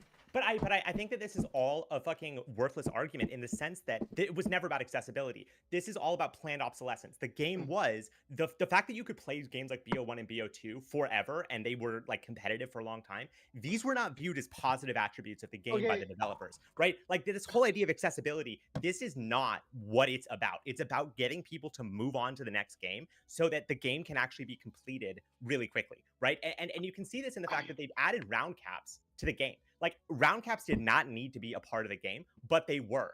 And like the most recent example in BO6 where people were fucking maxing out the game instantly. Like the only reason they made it 9999 is because people were maxing out the game instantly. So they're like, okay, we'll move it up a little bit, right? And now people are getting 999 like a month later instead of instantly, right? This was all about planned obsolescence the whole time. It was about getting people to move on while maximizing the amount of use on the way there. Exactly, which was done by making the primary promotional vehicle Easter egg YouTubers, which was free advertising, and it was a payment to them, right? It was a bribe. They got early access. They got early knowledge. They could make the videos before anybody else. They had a monopoly over the ability to produce content first. So they got this bribe in exchange for free promotion. And this was all about planned obsolescence where, yeah, the fact that BO1 was around for so long, that was not what they wanted. They did not want that. They wanted people to get the next game every single time. I don't think BO1 was hurting anything to do with them because the people that remained on BO1 was such a small portion of the community. I No, don't I'm think not that saying really that was affected an their essential bottom line. motivation. I'm just saying that that was not like intentional. Like they were not trying to make these games last long. Like these are games that released on 1-year cycles. That was the point. For sure. Like, But the I don't point think is they the looked 1-year at cycle. BO1. BO1 is like an imperceptible blip on the radar. Like, Exactly, but like they did add round caps. They did add it so that you couldn't like in with BO2? fucking in BO3 there's BO2. literally round caps, and like not only were the round caps hit almost instantly, like on Ascension. I remember Limitless Legacy, a great Yeah, that version was player got like I've used this example a billion times, sorry, but like this is the thing, like he got the Ascension No like jug. 255 with no jug almost instantly. 255 they didn't That was overcharged. yeah, that's Limitless Legacy, the same guy. And same guy, okay. yeah, same guy. And so he basically a first-gen player, and he like and to me that was such a strong thing where it's like, okay, well they didn't up the round cap, and before, if you remember, there was a first update they did where it was actually cycling back around, so you would hit 0 again, and then you could keep playing, and then they added the round cap. Like, why did they do that? Right? They were already in the game. Know that. They removed they didn't have the round cap at first. They added in a round cap to make it so that the maps have a limited ability to be replayed. And the reason for that is because they want planned obsolescence. The entirety of American corporate culture is planned obsolescence. You can't have the purchase of a new product without the destruction of the old product. This is how it works. And so I think the ideas of accessibility and all this is basically a smokescreen to invent a casual viewer base that was already going to move on anyways, to justify the destruction of an old game and a shelf life, to add an expiration date to a game so you're forced to buy the new one. Like, that was the point of this. Okay, it's an interesting theory. But why else would they add in a round cap when they didn't have it previously, when it just cycled back around? Like, why would they add in a round cap? In BO2, they had a hard round cap. BO3. In BO2, in BO3 they did too. In BO3 they didn't have a hard round cap. It cycled back around. It started you back at 0. You could have gone and kept playing, but they added in a hard round cap. Like, what? Why? I have no idea why they would just cap it at 255 and then didn't have it cycle back from the beginning. I have no idea. I don't know why in BO2 they just had it hard stock at 255. I have no idea on why they would add these things into the game. But they had to for performance reasons. Definitely not. And we know that's bullshit because they crash it. Right, I know, exactly. And so, like, that's the thing. Like there's shit, no other explanation for this, I think. I mean, again, I would love... I think we have not, time. because then in BO4, they just removed the round cap. Yeah, but that was because people were, like, hating the game, and it was a desperate attempt to keep the high round community going. Like, that was a game that literally was hated for almost every map instantly. Almost every map that came out, people were like, this fucking sucks. Did they remove the round cap, or was there just never a round cap when the game came out? I didn't play BO4. I have no idea. Because that would make sense if they added the round cap later on, but they had no idea how shit the game was until... Well, I think they did instantly. I mean, the fucking 5 map, they had you had to mod to get the Easter egg. Like, the performance issues were terrible. The Easter egg was unplayable for a lot of these maps because it would crash like midway through. I remember my favorite moment was when Noah J got a blue screen before the cutscene happened. So he lost like these Easter egg players with these monopolies on early access to the Easter egg cutscenes. He couldn't even get that because the game was so unstable and so unplayable. That's really good. That would play my year. That's really funny, actually. I mean, we got rubbed on 5 when some guys just did some whatever the fuck mutations or whatever to get to 150. Yeah. With some glitches. Yeah, glitch. Yeah. That was it was really funny. They actually threw a bone to a high round player for something that they wouldn't even give a fuck about. By the way, cutscene skipped. And it was just some random guy that got it. So, we got some justice scene. Noah J456, the guy that was leading the charge for, wow, it's really good that, anyone can get to round whatever on Die Machine or D Machine on Cold War, was it? He was saying, anyone can do it. And I'm just like, you're not going to be playing the game in 2 months. At least not this map. What the fuck are you talking about? That's a madness to me. I don't like that. Is that crazy background noise for you right now? I'm like in the hot zone right now. I don't know what the I fuck did not you just understand said. a single thing. Yeah. You can't hear me? Oh no. Muffled Can you as hear me fuck. now? Yes. Yeah. Oh shit. That's bad news bonus. Spit it out. You sound like Yeah, something like that. Is it really like that? It's close. It's a little better now, but it was close. Okay. That sucks. I like Champion the Dead, Steve. That's what I'm doing. I don't know if you guys knew this, but from Black Ops 6 has interoperability between not interoperability, but like the stats on multiplayer and zombies are connected. So getting Oh, camos really? on zombies also Yeah. gets you camos in multiplayer. Okay. That's the dumbest shit I've ever heard. Are you serious? That's how it worked in BO3. No, it's not. Oh yeah, well that Yeah. was like I a didn't know that. microtransaction No, thing. it's Like not. you got the camo, yeah. Yeah. No, Actually, yeah, it worked. It was a in little BO3. different though. No, it was different. It was different camos. And BO6 is the same camos. Oh, okay. Oh, that's what you mean. Yeah, like you can get diamond stuff by playing zombies. Yeah. Okay. It's kind of Oh. weird, to be It's honest, just- but yeah, I don't totally hear about. I thought that was gonna be like a banger point. Apparently not, though. I mean, in the sense of you saying like, oh, they're making it more of an incentive to play zombies. Like that's the Yeah, well, yeah. They're changing what it is. yeah. Oh, it just feels like, oh, I don't have to engage with this other mode I don't give a fuck about. I can just play zombies all on its own. You should unlock it for zombies, but not multiplayer. I think. I think it should. I think it should just be camo. You unlock. I think camo should just not be in the game. That's a crazy take. Well, looking at it from their perspective, it's like if I'm gonna get a camo, that's supposed to be like an impressive thing, I guess. If you get like a diamond camo in multiplayer, I guess that means like you earned it in multiplayer, but I don't think that means you should earn it in zombies too. But there should just be no camos in zombies. Like, it should just be when you buy a Thompson, it should just be like the nice steel exterior with the model number scratched in, or not scratched in, but manufactured, whatever the fuck. That nice metallic in it. And if you want camos, we can negotiate. Okay, you need to get some high rounds first in certain time frames. That's But what is the high rounds? Oh, in certain time frames. I like that. That's funny. that's the only way I can negotiate with camos, because I don't think camos just antithetical. I'm thinking now. Obviously, I'm speaking from my ideal game. I'm not speaking to any sort of a reality, a practice. Yeah, of reality. I don't give a fuck about reality. This is wholly uninteresting to me. What I'm interested in because the answer in reality is always going to be, oh, they're going to add I mean, look at Skyrim, right? They took the modding community and made it a microtransaction thing. Like, it's the same thing as zombies, right? They saw the Wait, did they do that? I had no idea. Right? Isn't that a thing that Bethesda Wait, they did what? Bethesda, they basically, like, so there's a modding scene in Skyrim, right? But there's like console versions of Skyrim, I think, and you can basically pay for packs of like modifications that were community made, but like oh, wow. Hilarious. But this is a lot of the thing. It's just the co-optation of like a community creative thing and making it a paid or time grinding feature. Like that's what a lot of this stuff was just this importing of this like time grindy mechanic. I wonder if they got paid, the mod creators. I don't know. Let me find the thing to make sure I'm not making up shit. If they get paid, Roush has been known to be a big old Pinocchio. A big capper with this stuff. I just want to make, because this was a while ago. He's a mega capper. He's actually a real pupil of disinformation. I try to be. I don't understand what he's saying. Pupil of disinformation. That's what he said.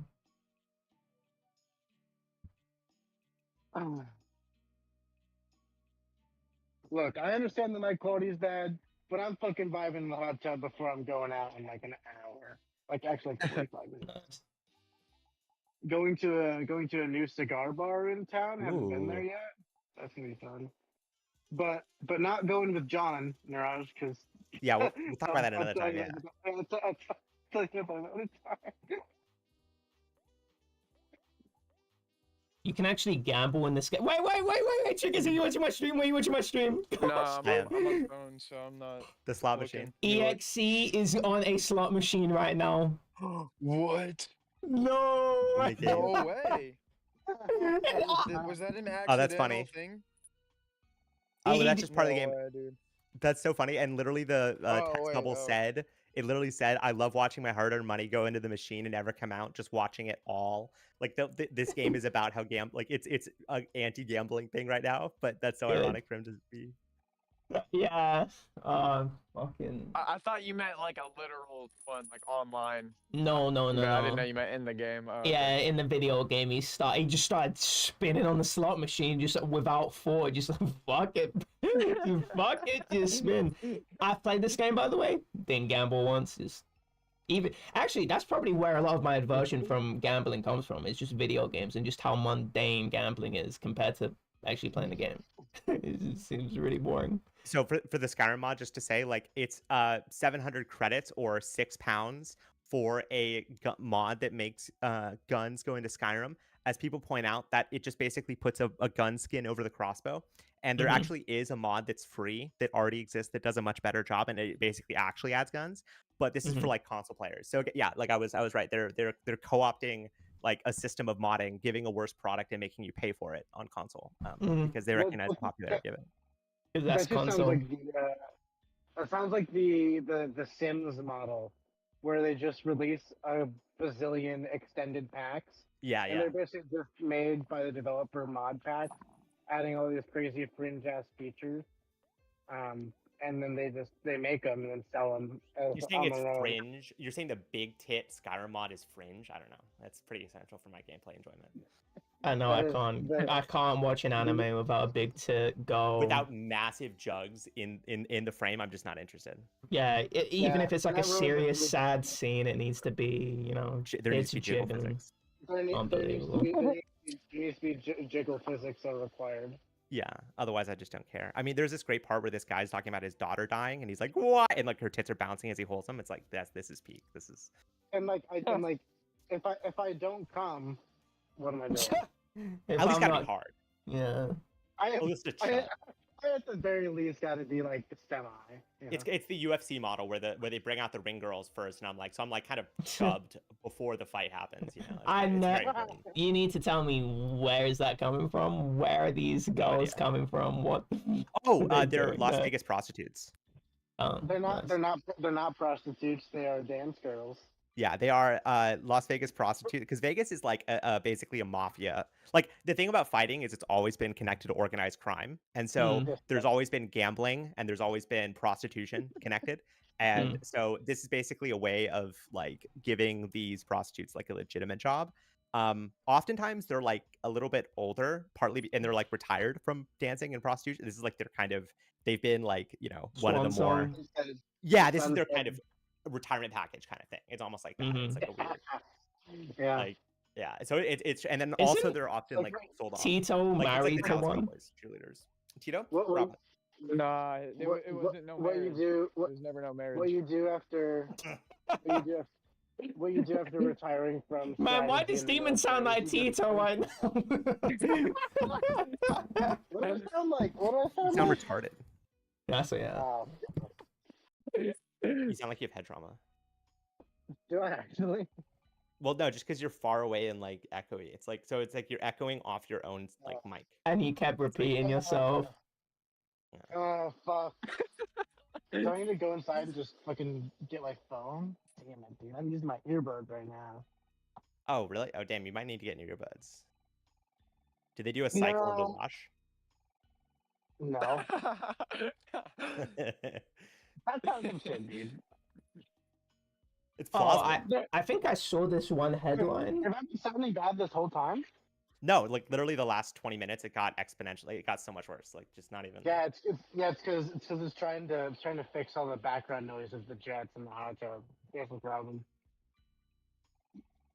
I saw this one meme. It was a screenshot of this headline. It was, or maybe just like the article. It's like pieces of the article. It was IQ.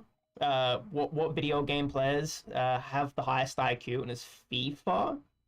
That was the lowest, and League of Legends, that was the highest. That makes sense. Yeah, no, I was gonna say, doesn't that intuitively make sense? That just makes sense. 100% makes sense to me. I would never see LVs play FIFA ever. I would never do. No. I miss LVs. Because you guys are not in the UK, right? But FIFA's big over here. So you can pretty much replace that with 2K and Madden, right? What'd you say? Said you can pretty much replace that with like 2K and Madden over here. Yeah, exactly. So I don't know about you, But- what stereotypes of 2K Madden players you have, but everyone that plays FIFA is like very, very generic. Like very sort of like you're a very normie type of person. Your engagement is very shallow. Yeah, it's the with same. video games. It's Yeah, like, it's the same. It's the same over here. Yeah. Yeah. It's I people immediately usually the consider people you that low play IQ. 2K are people who are bad at basketball. That's So funny. they get good at 2K. Yeah, it's kind of like the stereotype. Actually true. That's actually so true. But I mean, that's not to say that there's nothing cool about 2K. Like I think like team management mode. I used to love playing that. That was the only way I played like 2K and Madden was like making trades and stuff and like managing the team. I thought that was like a really fun mode. But all the other modes kind of sucked. Like. But just think My about team this, is right? Retarded. Like that mode sucks. You're just paying for packs for nothing. Oh my god, yeah. Look at the consumer practices in these games. The sports model, which is release a new game every year, but you have microtransactions that only stay in that game, and so you have to buy the new game as well as play with gambling mechanics to get your team back. That is. That's how that's why I consider them low IQ. There's no way you can have those practices really in your dumb. game and keep purchasing that without me thinking, oh, okay, so you keep getting shot in the head when you enter this room and you just keep going in that room and keep getting shot in the head. Like, for me, it's just like, you just, okay, well, I hope you lose your money at that point. You don't go in the room. You know what? You know Eventually what don't go in too? the room. I think the YouTube side of that community is the worst out of like any game community. Because they for the enable most it part. too. They gamble Yeah, they in get front of money everyone. off of it. Yeah, they enable it and they get money from it. So it's like they're not losing money. They're losing the money Well, to people they're that are rich, yeah. donating to them who are gonna Well, go they get also the fucking gamble. the coin sites on like FIFA or like the sites where you can basically Yeah. buy modded accounts and they like get them for free from the like that and that entire Website like owners. the Sidemen people like because I watched that when I was like a child and like Yeah, I remember like that. 12 or something and like they I remember they would get these like these Chinese like bot farms that were just farming coins or like hacking the accounts in some way and they would gamble with that money and they'd be like go to coins.gold.com and like you look in the background of these people and like Road to Shaw's dad is like a fucking like hedge fund tax avoider guy who lives in like Guernsey because it's like a fucking tax haven. Like all these people like KSI's Nice. family was loaded. Like these are actual like children of like hundred of millionaires kind of people and like and they're like also not they're using that money to establish themselves and like gamble and then make even more money off. It was just so shitty, like the worst fucking group of people, like straight up. Just, Yeah, and Sidemen was awful. I was gonna say though, the best mode. It's like the best mode in 2K was the one that got like pushed down the most. Like it was the least played. I don't know if you guys know about the My League mode. It was the one I was talking about earlier, where you get to play as the manager of the team. And what I would do, like I would always pick like one of the worst teams in the NBA, and then I would try to win a championship with them in like the lowest time frame possible. So you just like make trades, try to get like better players and stuff. And like it's just like managing your team and like trying to build a cohesive roster to win a championship. And like I used to love playing that. Like it's like speedrunning a campaign mode, basically. Like it's, I mean, I guess like it's really just, cool. but there's a lot of difficulty. like team building aspects and stuff, and like just being like, okay, should I save my draft pick or should I trade it? Like, there's a lot of decision making, and like so I thought that mode was really fun, but that's and the that only is the most mode I'd really interesting play on part that. to me of the fucking like beyond the actual game of like the of like NBA and stuff is like, you know, they'll be trading like 2027 first round draft picks for like current players because they're doing rebuilds. Like that is what the game is in a bigger sense. Like that is kind of cool. Yeah. How's my mic also, holding now? have you noticed the fucking like another thing I've noticed about the low IQ games is they have the most obvious scams. Like I remember when I tried playing FIFA when I was a kid, I was like, I wonder if there's a way to get like free FIFA points and stuff. And like I basically bricked my family's computer downloading like free FIFA points like programs when I was a child. Oh, that's funny. Yeah, but like I've noticed that with like Fortnite or like FIFA, it's like they have those like Clash of Clans. Yeah, it's like the low IQ or child games have these like really obvious scams, like these super like you actually have to be really stupid or a child to fall for it. These like, you know, and I just think it's funny because I don't think that kind of stuff exists for League where it's like download this. I mean, it probably does, but like just it's not like as profitable to download this exe and like ransomware because the people who do this, like they probably have their drive encrypted, they probably like have backups, like they're probably computer literate enough to not fall for these. One of the first like large instances of malware distribution came from fuck, I can't remember the name of it, but it came from people playing RuneScape a lot, and Oh, nice.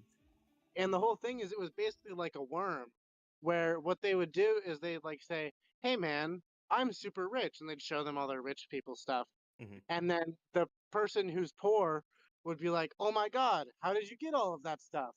And the rich person would say, I mean, I can't really tell you," and like do a whole bunch of like conning to like get them interested. Yeah.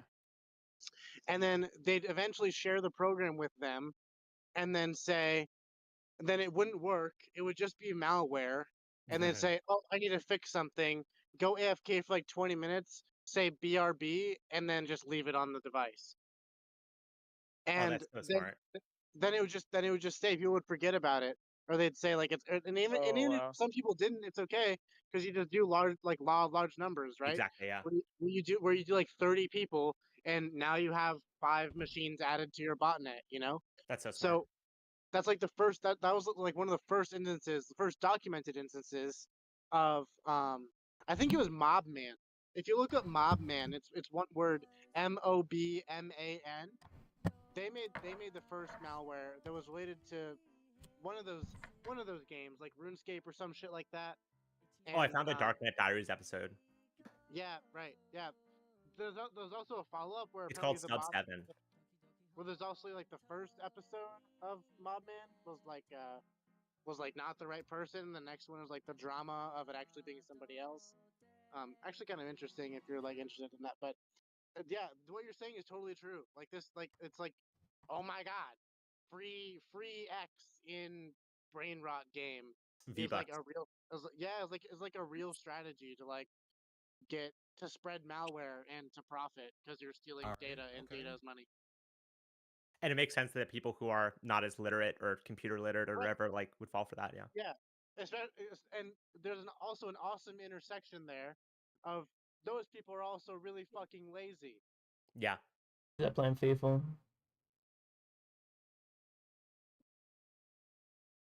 Even That's though so you're funny. not talking about FIFA.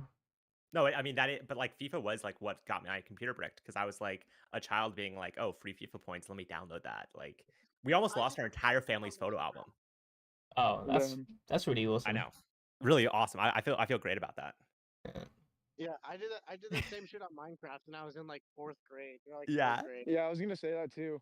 I remember I was trying to Minecraft get texture Minecraft on packs? my family's PC No, back in like actually, 20. dude, Do you, I was on Notice and Hizuni when those were like the biggest clients at the yeah, time. I remember when Notice and Izuni. This is 2014. Wait, what And are you like saying, Tricky? back when you could tell if someone was using Killora or Force Field because they'd keep hitting you while they were eating Yeah, before anti-cheat sort of thing. yeah. Wait, what are you saying, Tricky? Oh, I was saying, I remember back in like 2011, 2012, I was trying to get Minecraft, and I was looking at our family's computer, like free Minecraft downloads, and like I was Yeah. somehow smart enough to not fall for it.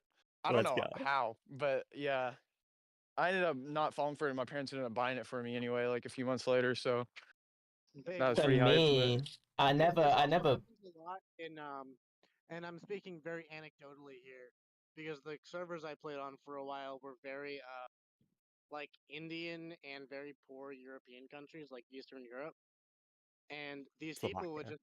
would be using like That's a good meme. crack, and they'd just be using like basically malware. It's called T launcher. It's basically just like malware that also like works as a cracked account launcher. Oh, nice. It's pretty shitty. It's like basically like yeah, it's essentially malware to be honest. It and like all these people were like certainly affected with viruses. All these people who I knew, um, and you know, and like another interesting point, like just talking about game cheats now, like they're actually good advanced cheats for video games. Even those are sometimes like they do the thing really well and all that, but they also just happen to get a little Bitcoin off your machine too. Yes, exactly. It's now like it's a trade-off. It's like, well, okay, we're gonna give you this, but also we're gonna take a little profit Yeah, off the top, yeah. the the cheating the contemporary cheating world is so like high class now. Yeah. Like cheats are like $50 a month or like $300 for a client. They're pretty nuts. I mean, I think I have like $150 in Minecraft Ghost clients. Um, just because I was using them on factions or whatever. And I've heard like people who do cheat on like Warzone and stuff, like Call of Duty Warzone, and they're paying a shitload of money for these cheats, and they're pretty cutting edge Yeah. because they kind of have to be. There's like a lot of math that goes into creating a good cheat because it's like vectors and a lot of 3D Yeah. mathematics. Um, it's pretty advanced stuff, and you're also dealing with memory heaps and injection into games and processes. It's pretty advanced, and like yeah, I don't know where I was going with that, but I think cheating's cool. Yeah, Bullied was he was big into HVH, and he also like does that thing where he gets the cheats like early for games and just like mods on them. And he was Yeah, talking to me about cool. how there was a guy who worked for like Japanese intelligence who on the side like does like he basically modifies entire consoles and sends them out for like over $1,000. And That's like cool. he like this is his thing on the side. And not only do you have to do the $1,000 payment, but you also have to like pay money per month for it, but it's like real and like it's something that you can get like it's like a very real and there's just no shot like it's so advanced there's just almost no shot that they're going to be able to patch enough of it to make the cheats not work. Like it's almost like guaranteed never to be obsolete because not only is it so advanced in how it's made, but also the guy is like committed to maintaining it and has a reputation for maintaining his cheats for like years. Yeah, yeah. It's interesting how so much of what like I would call like if I was at work I would call this like adversarial behavior. It's so interesting how adversaries and this adversarial behavior so perfectly maps on to to capitalism and the U.S. market. Mhm. Um, I think like it's I'm not even gonna say that point. That's so fucking stupid.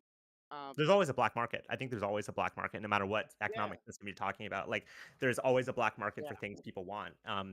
And that's why it's impossible to fully regulate stuff. It's just about putting up barriers it, to make it harder. yeah. Um, I what are we thinking about kernel level anti cheats? What are we thinking? Sketch to me, but I don't know. What do you guys think? 100% don't Wait, trust it. sorry, what did you ask? Kernel level I was looking at the anti-cheats. mail. It's talking about like Val. Oh, right, yeah. No, yeah, I hate that shit. I think a Like really backdoors interesting stuff. precedent, not precedent, a really interesting point that not a lot of people thought of in the wake of the CrowdStrike attacks is this type of shit could happen with video games too, where these things that have access to the kernel of your OS like anti-cheat, the bad update could be pushed and their entire player base could have a bricked computer. I wonder what the I'm not damage just laws are on this. I'm not huh? I wonder what the damages laws are on this. Like, I'm sure the contract you have to sign, the TOS system, like absolves them of all liability. But I wonder, Yeah, like, probably. but I wonder, like, legally, because you can't, like, there's a certain level at which you can't, like, absolve I mean, yourself of I can. liability. Yeah, I can sign. Fucking people start lawn businesses, and their entire premise of like not getting sued for like fucking up gutters is they make them sign a "you can never sue us" contract, and it never holds up. It's just a Exactly. scare tactic. I mean, you can get someone to sign a non-compete, but like you can't stop them from getting another job. You know? If the lawn company burns down your house, it doesn't matter what contract you signed. Like, Yeah, exactly. Yeah, exactly. Good point. I think I I wonder think what that kernel level anti cheats and bad updates. I wonder about that. yeah. I think there's also another interesting point of like restriction on the OS of being able to make changes to your operating system kernel. To restrict that access for security purposes also is kind of a double-edged sword where you're giving all of those keys to Microsoft where they can do whatever they want. It's tough for me to So get around that though. Microsoft kind of owns my shit. what? Microsoft kind of owns my shit though. Like, I'm not sure what you're saying. Like with like, yeah, Microsoft does like have full access and control. That's like I don't have Linux. Like I don't like. Yeah, but you can undo that by making changes to your kernel. If Oh your really? kernel's locked down and you can't make changes, yeah. I mean, like regedit is basically like your registry editor Mhm. editor. is basically a way to change your Windows operating system. Okay. But it's not very well documented, so it's really hard to. Okay. Yeah, wait. I have a question. What do you think of like registry cleanup tools from like Registry cleanup service? tools are like they're interesting, but there's like a really strong like CC cleaner is really popular, but that came out to be malware, and that's Yeah, I was gonna that's say Really? that was malware. Like, yeah, that's like on the Microsoft Store still. I think though, it's Damn. pretty fucked. Really? Um, Wow, that's Yeah, I really did not know that was malware, but I mean, I don't use anything like that. Any anti cheats or anything, or not anti cheats. that was like 2018. Like it was like it fucking. I remember this. Like this Antiviruses. fucking. They got millions of PCs. Like I remember I did a full like OS thing because I had CC Cleaner for a few years and like in 2018 they fucking it was bad. yeah. What did they do? I What think did it do? I Grandma forget had they that. I pushed think. out a bad update and it compromised your like it could theoretically have compromised your entire the PC. rat, Oh, the okay. rat flirt. Yeah.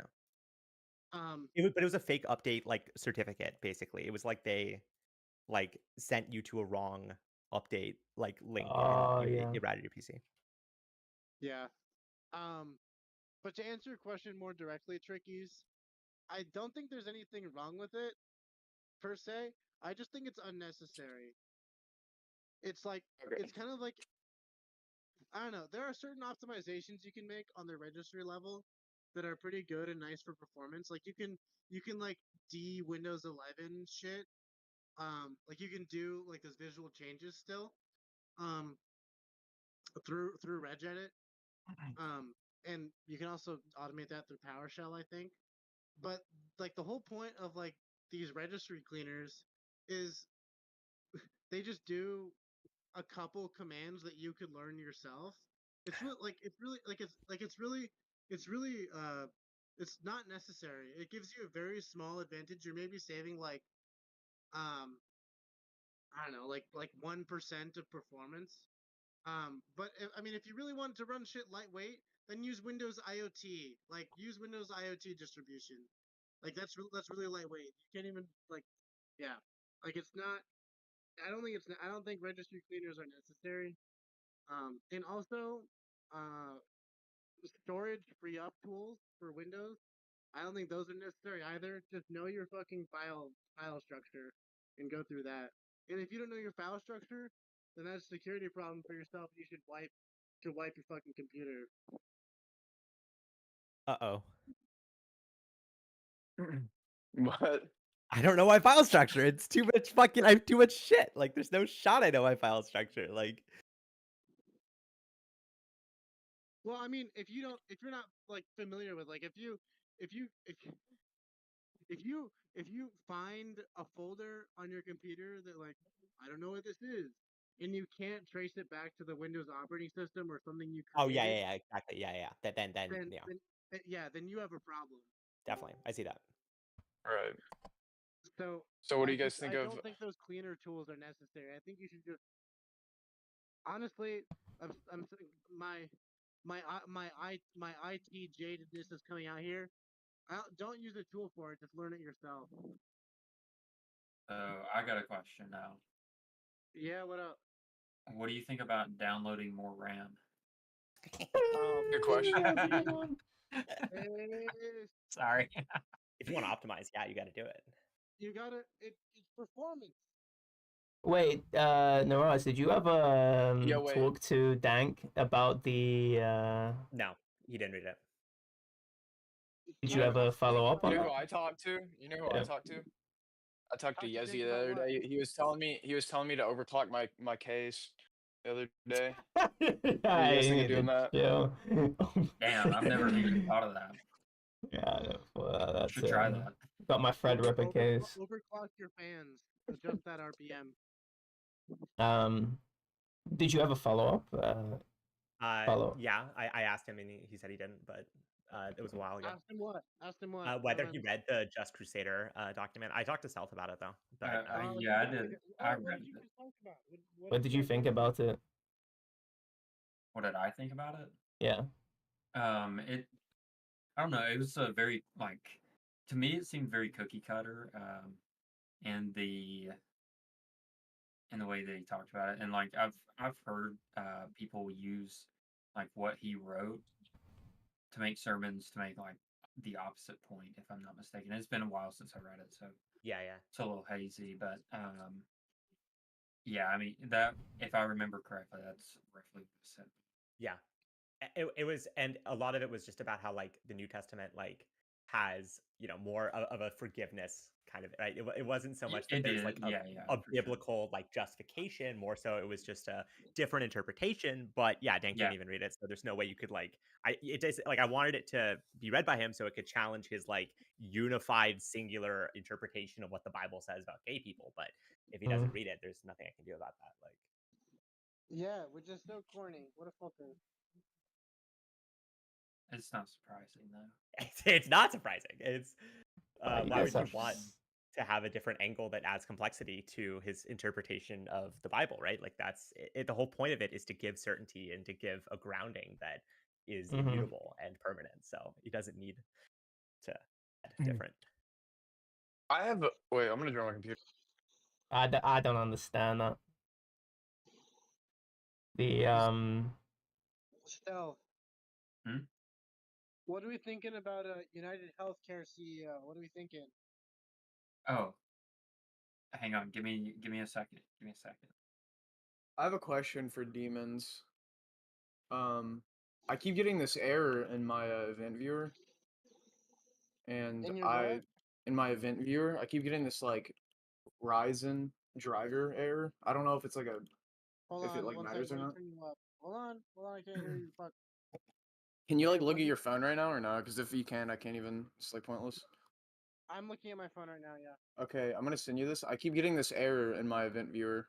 It's like a Ryzen thing, and I have no idea how to fix it. I've been looking at videos, and I don't know if it matters or not. I don't even know if you'll know about it, but Yes, thank you, Niraj. Sub 7, thank you. Oh, You would fuck, I absolutely think the know about TikTok that. got deleted. do you know how I can fix this?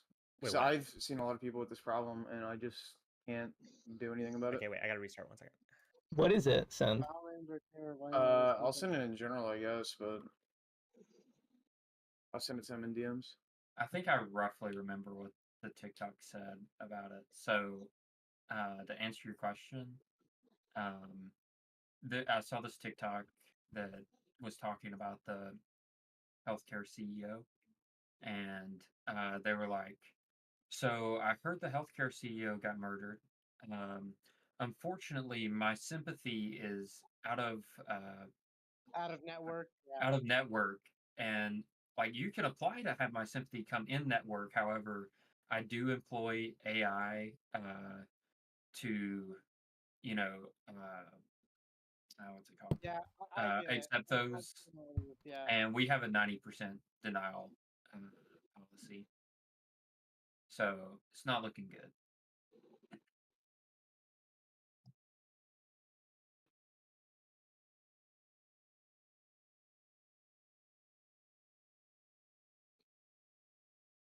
That was my take. I gotcha.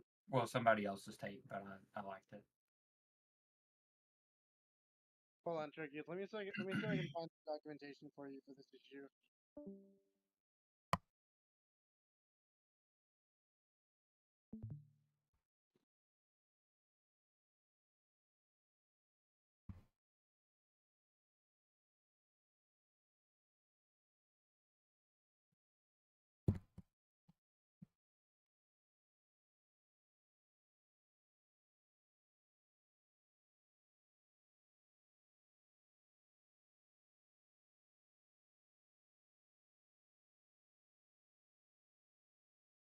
But yeah, I was gonna say I miss Dank.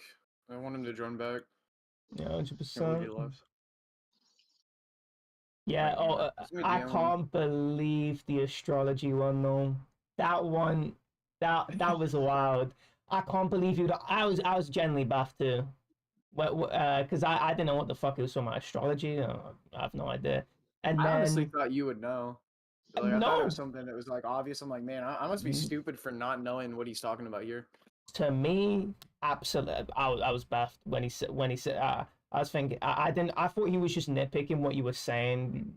sort of, attacking your viewpoint or intelligence by you talking about astrology. I didn't know he was actually offended by it. I didn't know that was something that Christians would be offended by. Astrology? What are we talking about here? Wait, he's blocked me. What the fuck? I tried DMing him. I haven't DM'd him. I haven't even messaged him since October. Right. Interesting. That was that really that confused me. There's I couldn't even predict that. Astrology, okay, yeah, maybe the satanic images are like, okay, I get that. To me, I can connect the dots there. I can't even connect the dots with astrology. I don't even. Maybe it's because I don't have a full understanding of astrology and Christianity, so I can't. But that to me sounds. How are you functioning in the world in 2024? And that also casts the memes he was doing on astrology in a different light. Because, jokes have, there's a certain laugh you're trying to get, right? I don't subscribe to the Yezi school of, I just say random things out my mouth and they're just meant to be funny. There's no meaning behind anything that I'm saying. No. There is some meaning. And now that I know that he has such a abrasion to astrology, what did those jokes mean? Yeah, did you actually really feel those anti-astrology jokes? I didn't know that. I didn't hear what jokes he made about it. Yeah, because there was nothing to hear. It was just memes in the chat. Okay.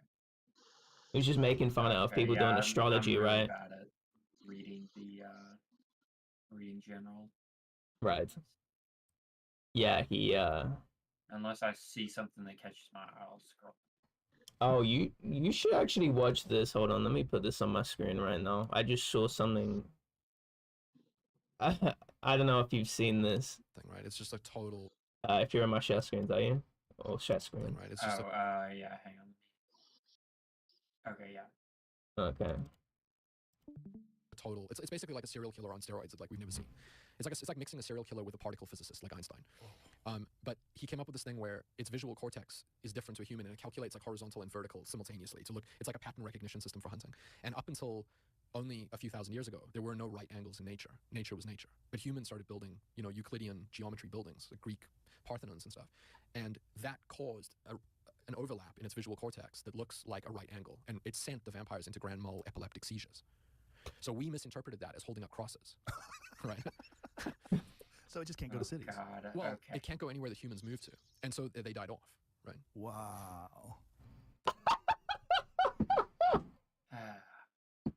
What the fuck is that?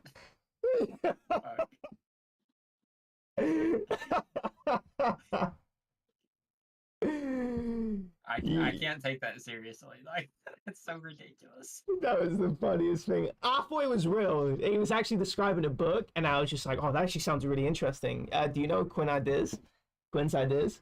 No. Oh, really? You don't? He does narrativizations of some parts of books, like not like actual like word for word, but he sort of shows. He sort of goes into like maybe a certain certain like mechanic that exists in the or a certain aspect of a book, and he did that with, I forgot what the book was called. I think somebody in the comments, hold on, let me pull it up again. Someone in the comments, the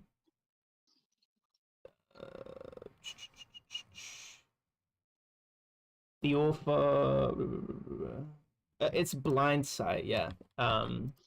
He did a video on it. I thought it was actually real because it's like a fucking Joe Rogan podcast. But yeah, he just does, he talks about Blindsight, like a very specific concept, which is horrible truth of consciousness. Yeah, probably what the video is about. It's a good channel. I'm surprised you don't know about it, because this is where I get a lot of the books that I want to read. He's I'll good. I'll subscribe and see if there's anything that catches touched my eye. It's good to content to fall asleep to for me. Like that's what I listen to. Like he's very Oh, very really? calming voice, Gotcha. very relaxing, and I'm just like like he's talking about how consciousness doesn't always go in a positive. I'm like just like it's very Oh. relaxing. It's Yeah, very, that does sound like something I'd fall asleep to as well. This yeah. is what Like, I there's fall been- asleep to. I've been falling asleep So fucking cold. Right, I just know you're fucking Joe Rogan's interviews with Brian Cox. Oh yeah, physics stuff is great to fall Yeah, asleep it's to. so great. Like the matter of the universe is one we still don't fully comprehend. You know, he's very relaxed. It's very relaxing. It's great that he's got the British accent too. And the voice is so soft. His voice Yeah. is so soft. Yeah, I love Brian Cox. He's always explaining quantum physics in like a more and more simple way, and so eventually just like we don't know. Eventually you're just like It's so nice. Wait, so what do we think about the United Healthcare CEO being killed? Stealth responded with like My sympathy is out of the work. Yeah, let's go, base. Oh my god. Let's go. Oh my god. Which is not my take. I found like I saw a TikTok and that Yeah, was but that's like the that right was take. somebody that was somebody else's take, and I Right was like, take. yeah, I that's love good. That's me. That's what I think too. My coworkers talked about this at the stand-up meeting today. What'd they say? The people who did say something were all in favor of the CEO being fucked in. Let's go. That's huge. That's what we want. Because it needs to be the case that people are like, this actually was good. Like, this was a good thing. Like, this needs to be, because there needs to be a fear, I think, of people. Because, I mean, clearly the justice system just isn't working. Like, it just isn't. Like, deferred prosecution agreements mean that the CEOs basically have total immunity. They don't go to jail. Their crimes are passed off to the company, which isn't even a person. And so no one goes to jail. Like, eventually, if you're running They have money, so yeah, they have money. They have defense lawyers who are, the smartest of the smartest, who have dedicated their lives to serving evil. Like this is, it's tough to get around this. And so at a certain point, they just need to be murdered, I think. And I think that it's like, it's just a matter of fear and incentives. Like it sucks that we're at this point, but if you're running an AI system with a 90% error rate that's meant to rob elderly people of their life savings, at a certain point, I'm not caring if you get killed. And in fact, I'm pretty happy that you get killed. And if your most recent action was insider trading, where you're selling off your stock in a way that screws over firefighter and teacher unions, like you're just a bad person. And it's just tough for me to have any sympathy for the and the more you learn about this guy, the more you're like, like how good is, and also, the stock is still up on the year. Like on the month, the stock is still up like 3%. Like the CEO dies and the stock is still up on the month. Like he wasn't adding much value to the company, It was up that day. I know. It's like he wasn't added much value to the company, even from like a sociopath perspective of the stock. Like he's not doing much. So yeah, it's a shame that and it's crazy that the guy who killed, I mean, I don't recognize him. I mean, I think everyone else I've seen talk about this is like, yeah, we don't know who this is. Like you're sharing photos of him and there's all these images of this guy who shot him and no one seems to recognize him. Crazy, right? I think that's the fuck. I was gonna say something else, but then I realized I'm fucking retarded. I've seen two headlines. I haven't read articles. I've seen two headlines. Okay, one of them was chief security officers had a meeting after the killing to talk about upping security for their C-suite in general, due to instability in the American society. Yeah. That's what, I told when I learned that this happened, I told my mom, I was like, oh, the security industry is going to make a killing off this. Like, this is going to be in every pitch meeting for why you need to hire like 3 more fucking former FBI agents to be your bodyguards. Like, this is, Yeah, and the other one is publicly traded companies are taking off their About Us page where they have pictures of people. as if that's going to do anything. Yeah. Which That's funny. we have at work. We have that at work. If you know where Are I you work, on there? you can find. I am, yeah, but I only have my first name on it. Everybody else has their first and last name. Oh, smart. Which doesn't do a whole lot, honestly speaking, but it's something. My dad has the perspective that we should never celebrate someone's death. Like he's very much like of that mindset. Like even when political enemies of his die, he's very much of the mindset of like, it's, you know, what this guy did was terrible, but we shouldn't celebrate people's deaths. And I just think at a certain point, if the justice system, he's like, I'd rather them go to jail, right? Like that was what he was telling me. He's like, I don't like when people die. I'd rather like the CEO go to jail. And I'm like, at a certain point, if that's not happening, and then this happens, we need to be like, well, I'm not gonna, you know, beggars can't be choosers kind of thing. Like if this is what's it's gonna take to kind of deal with this healthcare system, like at a certain point, the net positive just outweighs any moralistic considerations of like we shouldn't celebrate the death of others. I just think, you know, and again, it's fascinating because this healthcare company just on a profit level murdered people regularly for, you know, decades. And, you know, I was going to be an actuary, and an actuary's job is to design these healthcare models which basically helps deny people coverage. And so I remember you wanted to do that. yeah, but I became pretty acquainted with just how evil the system is, and and the entire purpose of it is literally to design mathematical models to deny people the ability to have their lives be saved, right? And I just it's inevitable that if you have a system like that, the people are going to retaliate. It's just and in fact, the fact that it hasn't happened more is kind of shocking to me. I think part of why is because we're taught in school that the one form of action that is never allowed is violence. Like I think the most central thing we're taught in school about politics is the only form of legitimate politics is nonviolence, right? And I'm not advocating violence because I'm not a Fed. I'm not trying to get people to fucking commit terrorist attacks or whatever. But I just think it's crazy to realize like just how ineffective nonviolence is in terms of dealing with a system like this. If everything's captured, there really isn't a way to get justice done unless someone is willing to fucking take it into their own hands, you know? And I think it just speaks to how dysfunctional everything is and how dysfunctional a lot of our sort of basic political tenets are, where things are clearly failing. You know, people are en masse being denied healthcare and dying, and their loved ones are being killed. And at a certain point, it doesn't matter how often you're told nonviolence is the answer. If your fucking loved one is being actively murdered by an institution like this, you know, you're just going to take action in your own hands. I think it's just inevitable. Um, you know, I just don't think there's another way that this kind of society could go. I think violence is just inevitable. And, you know, there's a few options. You can either change the system or you can bulk up on security. And I know what they're going to do. They're going to bulk up on security. Yep, I agree with all that. It's just inevitable. I just don't think it's like whether you like violence or not, it's just an inevitable outcome of an unjust system. It's just there's nothing. I don't hope there's more copycats of this, but I'd be on board if there were. Yeah, I'm not going to be that mad about it, you know, and because it's also like, you know, selective. It's like people didn't seem to care that much when this company was actively murdering elderly people. Like, why am I going to be that sad when they get killed? Like, it just doesn't make any sense to me. And this is something I've been following for a while. Like, I've been following the United Healthcare stuff for several years at this point. So That's I don't know. cool. I didn't know that. Yeah, because again, the actuary stuff, I've been very interested in healthcare insurance criminality.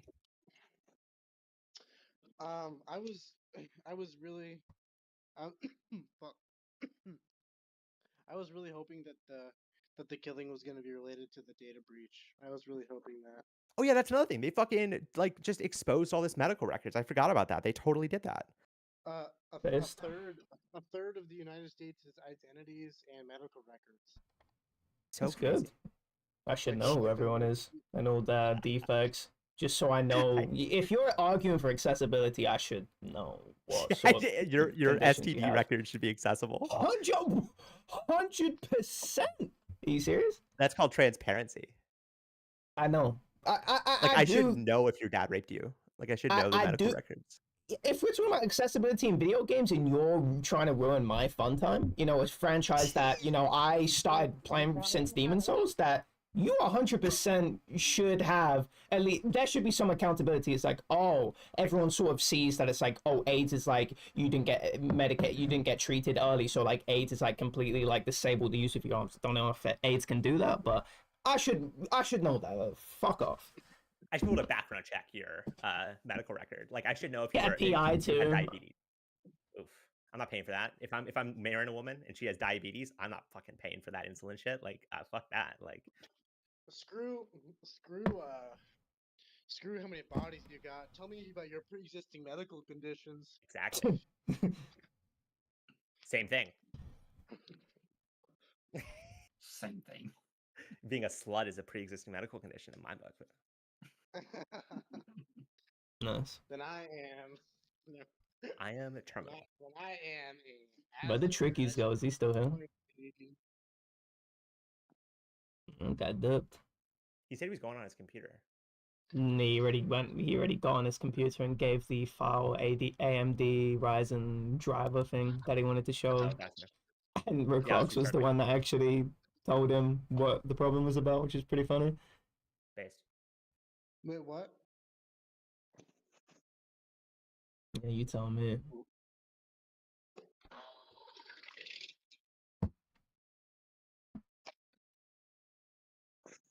Stealth, that video you sent was about the gambling stuff was so fucking good. About like the Funko Pops and all and the conspiracy stuff, and like I think Fleur would be so interested in it because a big part of the video is like, oh, you did? Okay. No, I will. You will, yeah. Okay, yeah. Because this is something Fleur and I've been talking about is gambling, but I think what's interesting is how like the point about how basically gambling is becoming normalized across a whole range of things, like the comparison of like YouTube Shorts and TikTok with gambling, where you're basically gambling your attention and time by hoping the next video will be like a good piece of content for yourself, and how basically it was such a good comparison, man. Is that really what's happening? So good. I think gambling is being normalized across every platform where you basically 100% you could get something in return for like an investment that you're not really sure how much it is really. But I don't agree with that attention one though. I think the thing is I've been a part of these communities where or kind of like in a way, right? Like I buy manga and stuff like that, which are kind of closely related to some of these like the figures and the blind boxes and that kind of stuff. And like, I've watched videos where people I've watched people open blind boxes before. Just to see what they get, Like I'm not gonna go buy it because I'm like, no, I want to know what I'm getting. Exactly. I'm gonna pay money for it. Yeah, I hate presents too. Don't ever wrap anything. Don't surprise me. No, I don't wrap anything. No, but do you see that? Got married a few months ago, or a month ago, or something like that, and they had like a little party before, a few days beforehand, where we brought presents and that kind of stuff, like housewarming gifts. And I was like, well, one, I wouldn't have wrapped it anyways, but two, I got it like last second because I kind of forgot. But yeah, I was just like, I just brought it in and like sat it on the table, and it's like, I wonder what Jacob got.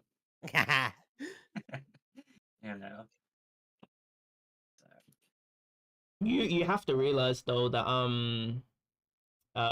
when it comes to surprise mechanics, gambling mechanics, loot box mechanics, I'm a radical. I apply my philosophy equally. Yeah, I will get spoiled on whatever. Like if somebody spoils me, I've gone through the whole spoiler thing where I don't get this whole aversion to, oh my god. It's like a really weird mindset where people can't engage in actual conversation around you of fear of getting spoiled on something. But it's to the point where if you get quote unquote spoiled, I mean, I call it what the fuck did I have? I remember because I was Frenzy as an anime server and a lot of people watch that. I call it jump scares because it's not a spoiler. You're not spoiling the anime. That's actually being smuggled into you actually got smuggled that opinion by somebody calling it a spoiler, but it's not a spoiler. It didn't spoil anything. It jump scared you. Okay, now you know what happened. Now you know that there's a jump scare that's happening at 20 minutes, right? And the fact that people can't engage in something when they know the prerequisite jump scare, I think that's a little bit bullshit. But I actually didn't realize how those were connected. The fact that you're actually opening shorts, which are kind of usually now these are the shorts I've seen. My extension broke to actually remove shorts off my YouTube.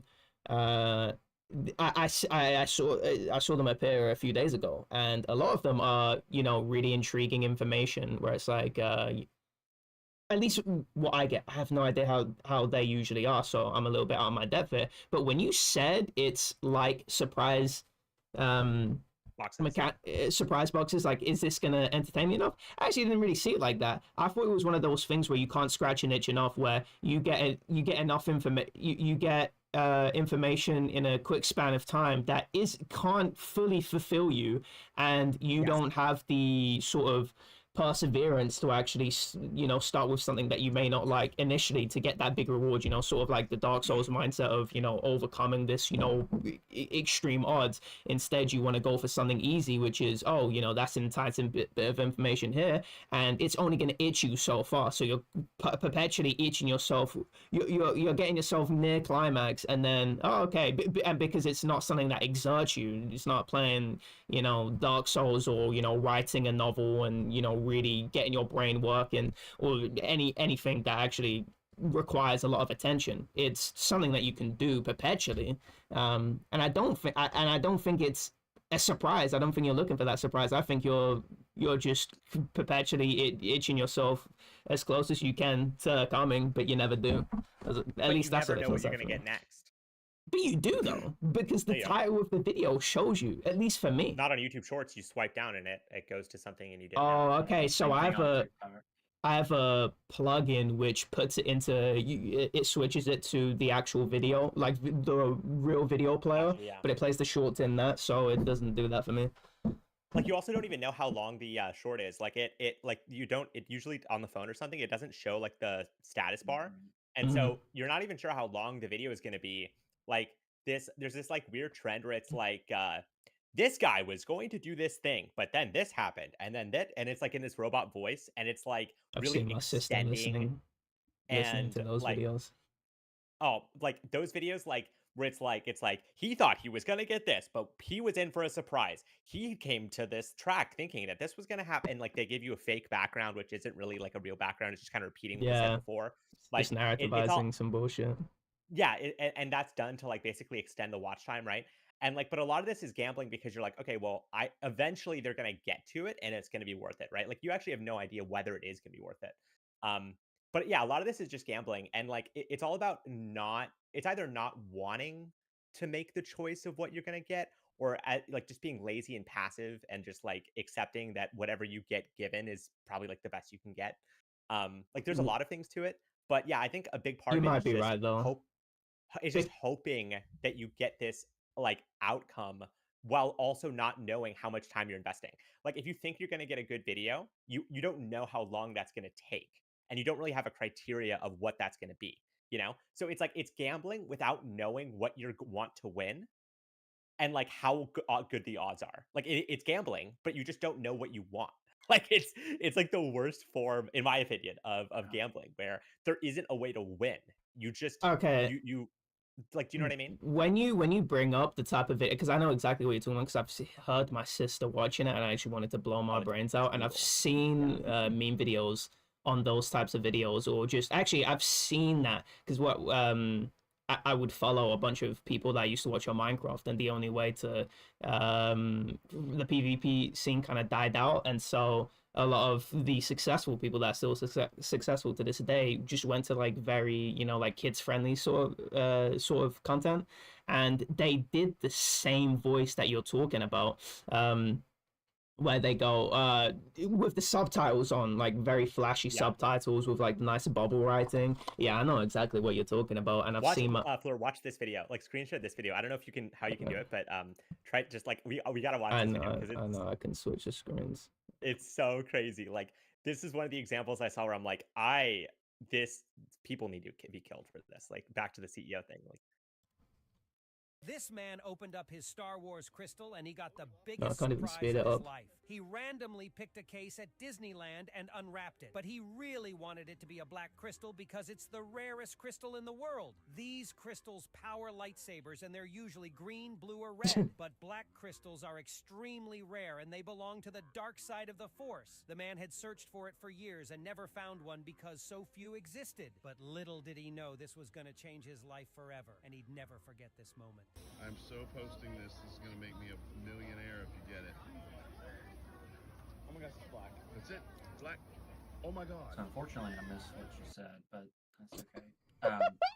My internet cut out. Look at his face. Look at his face. But did you see how he literally slowed it down and repeated it? Like the video was slowed down and repeated, and then just cut to the actual video. Oh my gosh, it's black. Like the whole description was totally unnecessary. Like that entire description up until then was completely unnecessary. It's something that you instinctively get when you look at the video. You know he got something good. It's something that's right. You know he got the black crystal. Yeah, exactly right. You know you got something that's very special. I don't even need to know if he got the black whatever the fuck. This crystal cut before he actually shows what's in his hand. That was a waste of time. But like if you watch, like it literally just slows down. Like it's frame by frame. It slows it down.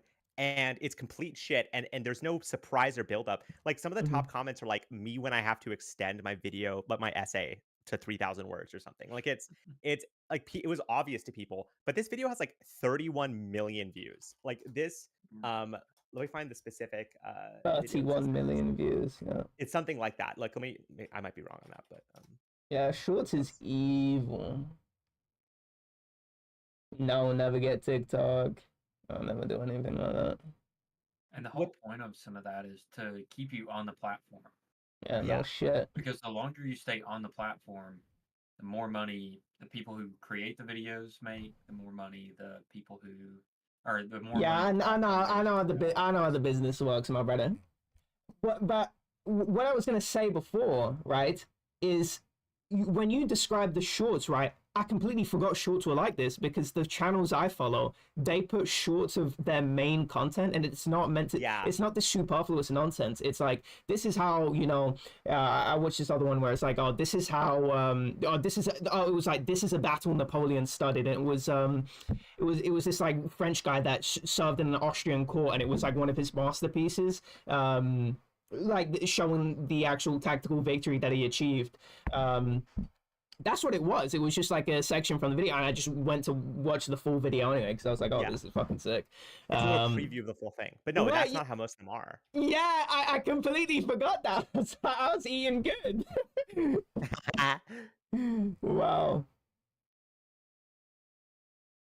Yeah, that's how shorts are meant to be used for. That's what. Oh wow.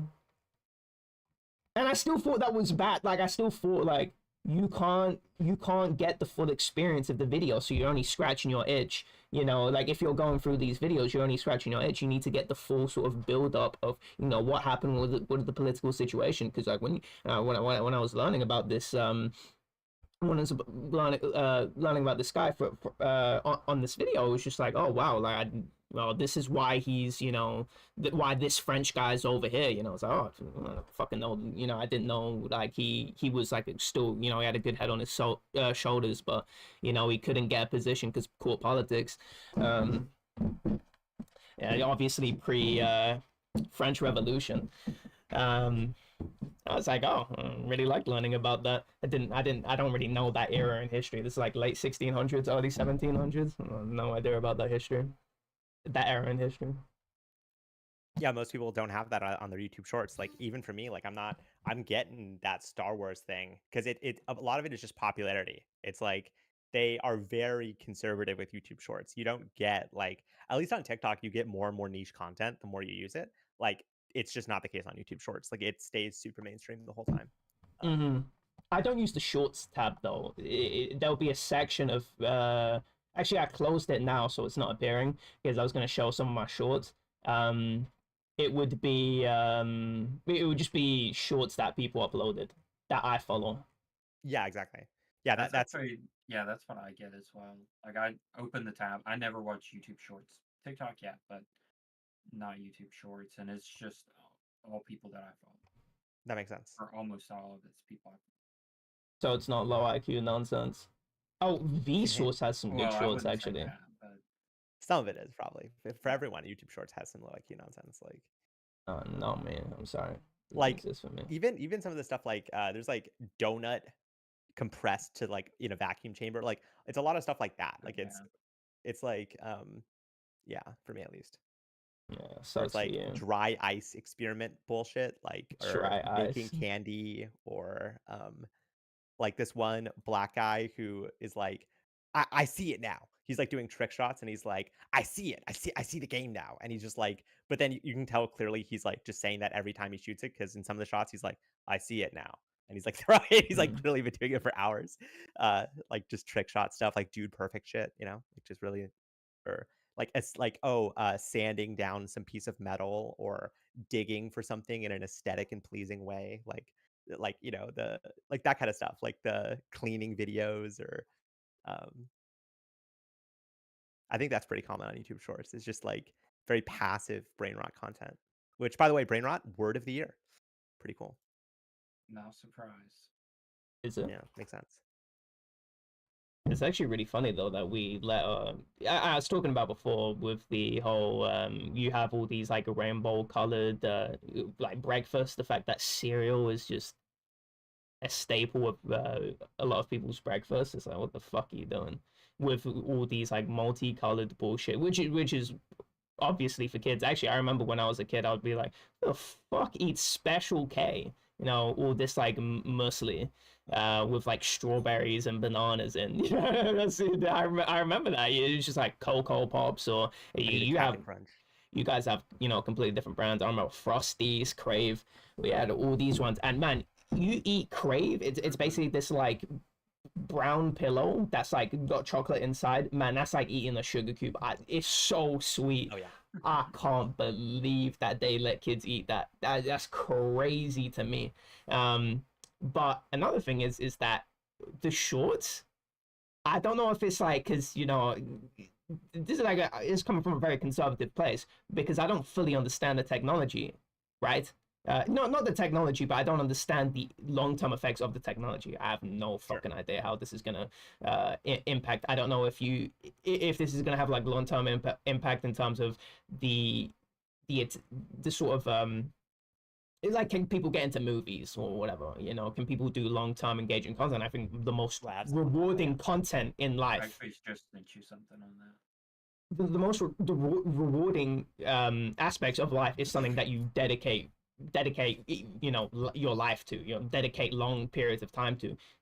It's always going to be that. So shorts are always going to be this unfulfilling nonsense that people are engaging with, and it's just like drugs, really. Like, people are doing this drug. It is a drug. It's, you know, affecting your brain, and I say drug in a very derogatory term. I'm not saying like drug in terms of any sort of like medical application. I don't give a fuck. I'm using it in terms of like what you immediately think when you say drug. You know, it's like fucking heroin, crack, cocaine. Yeah, like, exactly, yeah, right. Something bad societal effects and bad, you know, severe bad effects on anything this individual touches, relationships, any, you know, their work life, everything.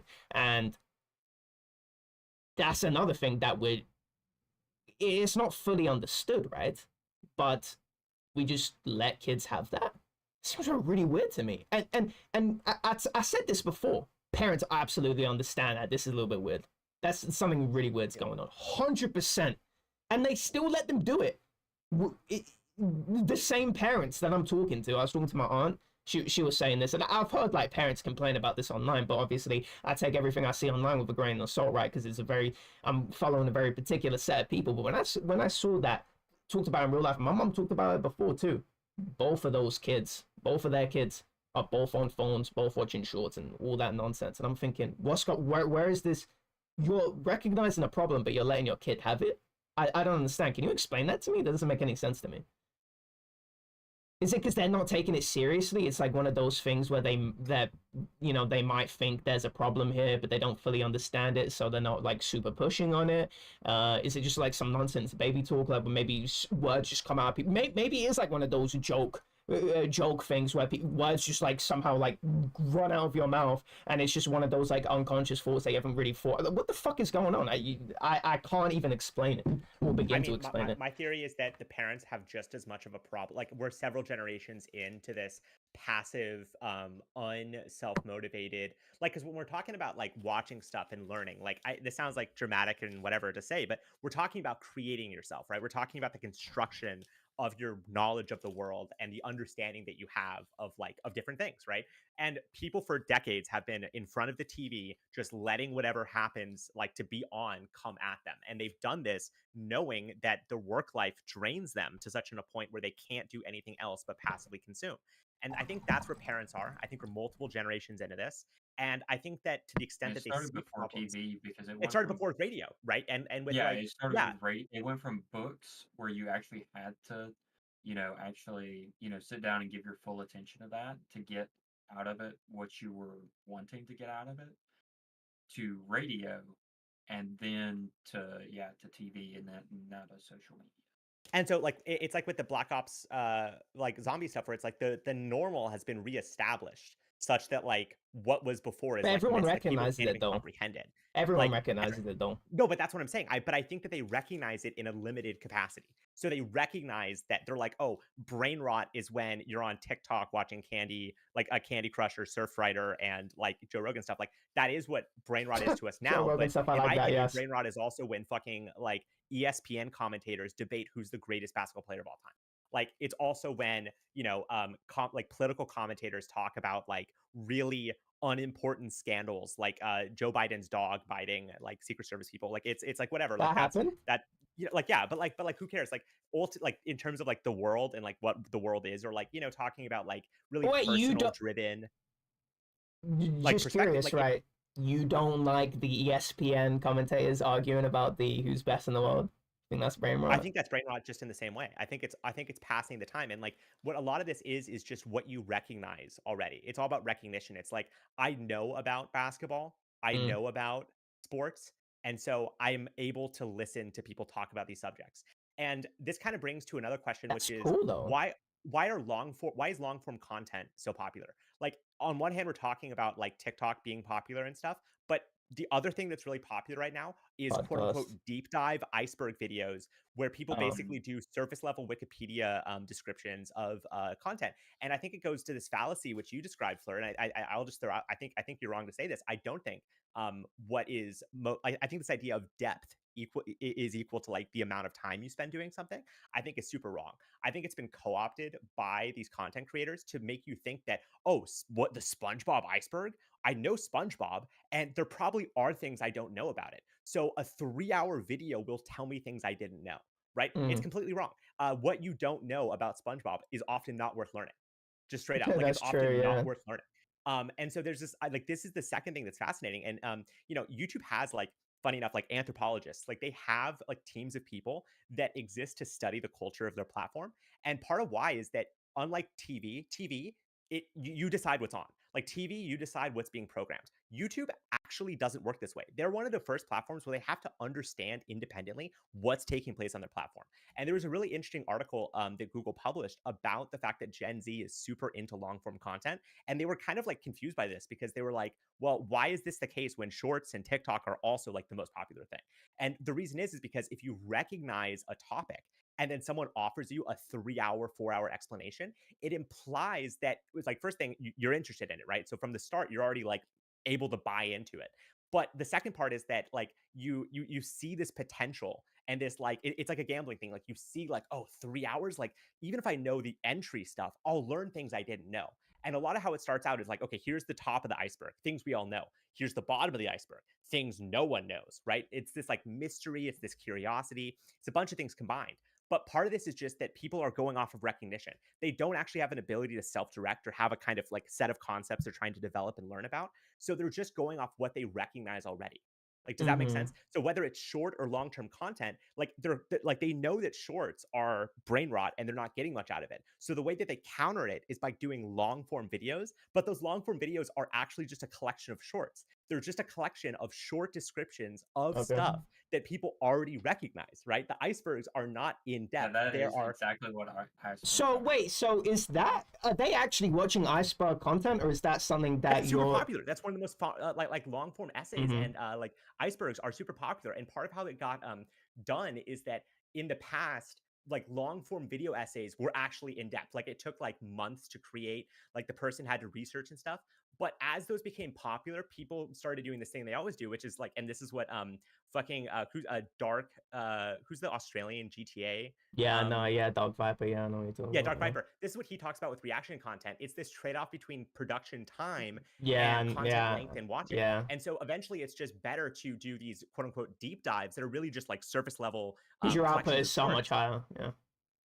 Yeah, right. And like that's the kind of direction that all this goes. But again, I think it's not. I think it's what it is it's a reaction to what you were saying, which is, well, I think people all agree that more time and more effort invested in something leads to greater outcomes. It leads to more knowledge in theory, right? But that's not the case in an ecosystem where the quote unquote long form deep dives are really just a collection of short term topics loosely associated. Like, do you know what I mean? So it's fascinating. It's like I think this is a reaction to the overabundance of shorts and people wanting You think more that's what in-depth, people are watching longer now? understanding, but it's I being thought it'd be more co-opted. podcasts. Yeah, podcast is the same way. It's like it's this idea of like, oh, if 1 hour is good about this topic, then 3 hours is better. It's this like idea Podcasts are that like, never in depth though. That's the thing though. They're always surface level. It's sort of somebody. It depends what you mean. I'm talking about I'm drawing like a boundary around like the word podcast, where it's a guy in the studio and he has a general. He brings on somebody that is very specifically from the field that like he brings on, like, let's say someone studies history of like ancient Rome or something, and then the problem is that the podcaster the podcaster just is not equipped to ask the right questions, because sometimes they do ask good questions, but a lot of the time is that they don't even know what to ask because they maybe have a surface level understanding of the time period. So it's the same critique that Niraj made earlier with Brian Cox on Joe Rogan, right? Yeah. Where what on Joe Rogan? He talks more and more vaguely about quantum physics. Like, it's good to fall asleep to, but is anything actually being said? Not really, right? Which I enjoy. I enjoy it. Like, right? Like that's I don't the mind beautiful falling thing. asleep to it. It's nice to fall asleep to. Yeah. But like, am I gonna pull it up and just listen to it? Because no, I'm not. Because I know that's how it's gonna be, because Joe Rogan doesn't know shit about quantum physics. So he can't even ask. What are you talking about? He does, but okay. DMT propaganda. Oh yeah, the DMT. Whoa. Didn't understand, right? Yeah. Whoa, and you're saying that like this is like our universe. Like, whoa, like that's yeah, that is exactly. Whoa. Yeah, I love the whoa. Whoa. Whoa. Like there is a great parody of Joe Rogan that was like, it's like someone made a joke. It's like Joe Rogan brings on a ex-UFC fighter turned male stripper, and he's like, that's the thing, Joe. We live in a society where like red is like stop and green is go, and like they just tell you that and expect you to follow it. And Joe's like, that's so true. Like people never such a profound thing. It's so profound. But like again, I don't think it's wrong for people to think like, oh, it's logical. It's like, oh, I'm tired of this short surface level stuff. Let me get depth, and depth equals length. But that's not true. Like, it's just not true. And like expertise and the type of depth is far more important. Like, you can watch a video that's 10 minutes long and it's going to say way more if it's from a person who's spent their life studying this stuff and is like talking to you like an adult and treating you as like, I got a question though. An awareness. You know, why you can learn way more from that than a 3-hour video. Why don't you like the sports commentators arguing about who the best basketball player is? I'm so curious. Why don't you like that? It's car conversation. It's like it's like coworker car conversation. It's like a general topic that doesn't like have an ending. So it's like continuous content. You know, it's like it's not about finding a result. It's about having the conversation go on forever. Like that's why I don't like it. I think it is about. Well, I don't know about ESPN. I don't watch ESPN, right? But I do watch Foreign, and he is somebody that, he's basically been in the game since 2001, chronicling esports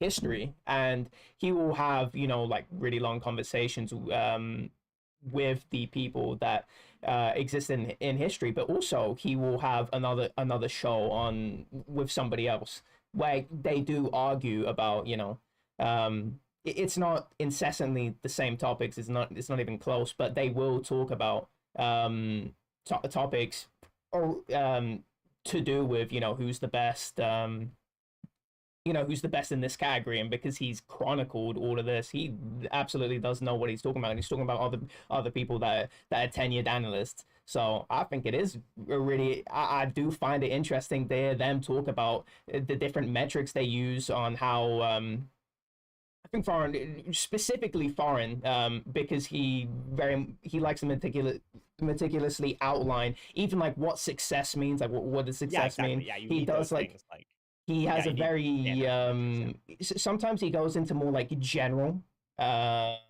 topics, like he's very interested in philosophy, and he talks about like what does success mean, how do we define success, is it, you know, who wins the most majors, or is it, you know, is there something a little bit extended over that, you know, even if you win, you know, like, how do you win. I really like what he does. So when I think of ESPN guys arguing, I don't know if you're talking about the content I'm talking about, where it's, you know, a bunch of people that I very much specifically know, they're very tenured in, you know, whatever they're talking about, and they're very much defined the parameters on which what they're talking about. You know, if we're arguing about, you know, like what that trade strat, right? Like we're getting, you know, a spreadsheet of, you know, this strat being, you know, run on like round 150 or something like that. That's the type of conversation I'm having when we're talking about like what strat. We're gonna have like an entity tracker too that, you know, tracks, you know, on that round. Like that's the type of conversation I'm trying to have if we're arguing about, you know, different strats. That's the type of content I watch. Foreign is very meticulous when it comes to he knows like all the like from like his ability to recall, you know, specific like rounds the game's changed, the score of the game, who's in the game, and like what the roster of the team was of that this particular part of the year. Very astute, and defining parameters in a very particular way. Defining parameters is the key. Like that's what I was saying with the fact that it's a set of questions that can't be ended. Like that's like it's fine to, but like, so I think that's the difference, is that what you're describing is like sets of questions that can be disputed and like ended. Like you can end the discussion of what was the optimal strat in a moment of time if you understand what's being discussed. But what I was describing is more like, you cannot look at the clutch factor of LeBron James and tell me he isn't choking in the most like really vague, like vibes based. Then I hate like that. things Yeah, no, that, that's yeah, like, okay, I more see what you're matter talking of about now. like emotional kind of like, yeah, like, but like another thing I'll throw out there is that like another type of content that I think is really negative is people making fun of like dumb people. Like it like it's such a vague thing I'm saying right now, but for example, there's this guy, Okay, Professor MMA Dave. guru. Okay, MMA guru is. Okay, I like MMA guru, but like but again, a lot of what he does, and he's honest about this, is like he's making content for its own sake. A lot of times there just isn't stuff to discuss, and so he'll make content for the purpose of just having something to talk about. Like he'll just make up shit, like, and it'll be a meme. Like there's a video he made, it was really funny, called like DC is 350 pounds, and it's like this UFC commentator who's like dying of being obese, and every time he speaks about him, yeah, Daniel Cormier, and every time he mentions his weight, the guy goes up by like 10 pounds, right? So like at the end of the video, he's 550 pounds and 5'2", right? Like it's so like it's a meme. It's like a meme video, right? And that's like funny. That's like, and like I'm not taking that seriously, but I think there's a move that happens where people who don't understand physics, like I myself included, there'll be videos of people saying stupid stuff, and there'll be then hour-long breakdowns of why what they said is stupid. But if you look at this, like this guy, for instance, you know, there's this guy, Terrence Howard, who went on Joe Rogan and said 1 × 1 is 2. And that's his big thing. Is like the math is fundamentally wrong from the beginning. An action times an action. I know what you're talking about. Yeah. So if you look at this guy's channel, though, like he has actual videos talking about things like catalytic hydrogenation of alkynes and alkenes. Like, but that has 5.8K views. He has a video called Bill and Terry's Excellent Adventure in the Matrix, which is an hour long. This guy, Dave Explains? Yeah, Dave Explains. 335,000 views. Look at this guy's channel. The only videos that are getting watched are ones where he's making fun of really stupid people. The videos that aren't getting watched are his videos where he actually explains, for the most part, actually explains like complex concepts of people's you know, like it's the earth isn't flat, right? Flat earth is destroyed. Like Bill and Terry's even dumber than you think. Like look at latest. Like he has a lot of videos that are actually about like scientific topics, like intellectual topics. And what I'm trying to show here is that the watching of like the videos of people being stupid is not translating into people actively pursuing knowledge themselves, right? They're totally comfortable with, sorry, voice crack. They're totally comfortable with like looking at other people as being stupid and wrong, but they're completely uncomfortable with learning more themselves. And so I think this is a really interesting thing to notice, is that on the same channel, right? You watch one video, you're usually recommended another. People are passing up the opportunity to learn, but they're loving the opportunity to watch other people be stupid. And so I think this is another thing that's happening is instead of learning more, people are like contrasting themselves with idiots to make themselves feel better already. You know, it's really Have easy. you heard people say that where I feel good? Like, oh, all I need to do is just watch this guy and I feel good, or like, and it's like all I need to like.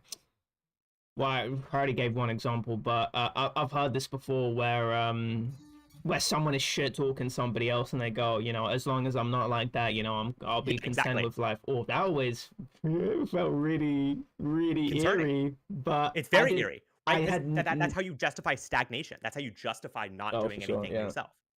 And that's most why I people have do a it subconsciously though. and yeah, that's what I was they gonna don't say, even 'cause realize they're doing it. So that's I'm what not sure you'd hear I had many that people connection. admit that.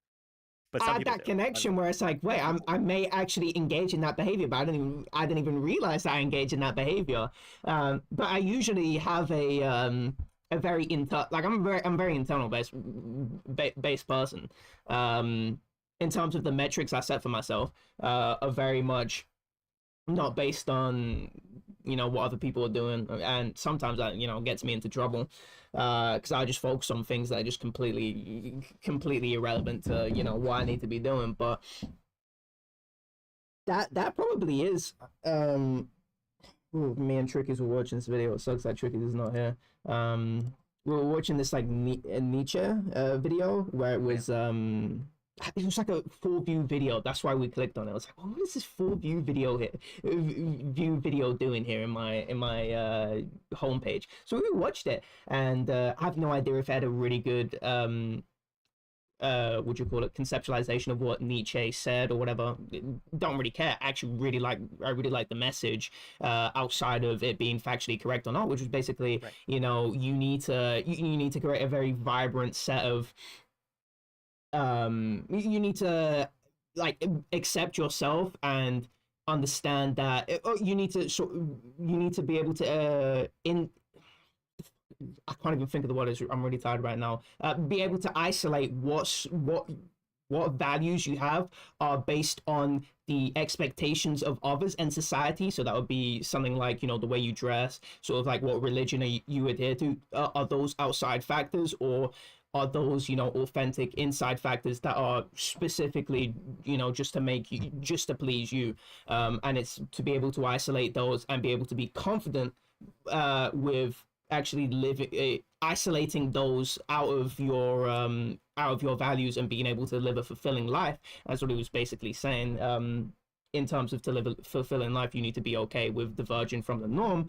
But there was this thought experiment that went along with that, which was the don't know if you know about the devil, where I've heard this before outside of the video, where it's like if a devil came and said time is a flat circle and it's just going to repeat over and over and over again, are you fulfilled with living your life? Yes, I've heard. Yeah, exactly. Yeah, that is Nietzsche's thing, right? It's like, would you live your life again? Like, would you? Yeah. If you had to live your life, if you knew that was going to be the case, like, how would you live your life knowing that you were doomed to repeat it forever? Like, I love that. Yeah. What the fuck was I talking about? I don't know. Sorry. No, it's not you. It's that, why did I go on this whole I think I went on a side tangent, but I was meant to relate it back to something, but because I went on that side tangent, it doesn't actually relate back to what the fuck I was talking about. Oh yeah, it was about was it Stealth or you that made me recognize that I actually might be doing that myself, where I'm actually, you know, going into this, I'm looking at other people. I might be, you know, watching other people getting dunked on, and I actually might be benefiting off of other people being stupid. That could be it, right? Like that, there are other reasons for watching content. Pointed that out to me too, about it on video at one point, and I'm like, yeah, that is what he's doing. It's so sad too, because he makes such good, like, he doesn't need to do this. Like, yeah, he is very capable of making very good content, very informational content. What happens if he wants to? Does he want to make this content?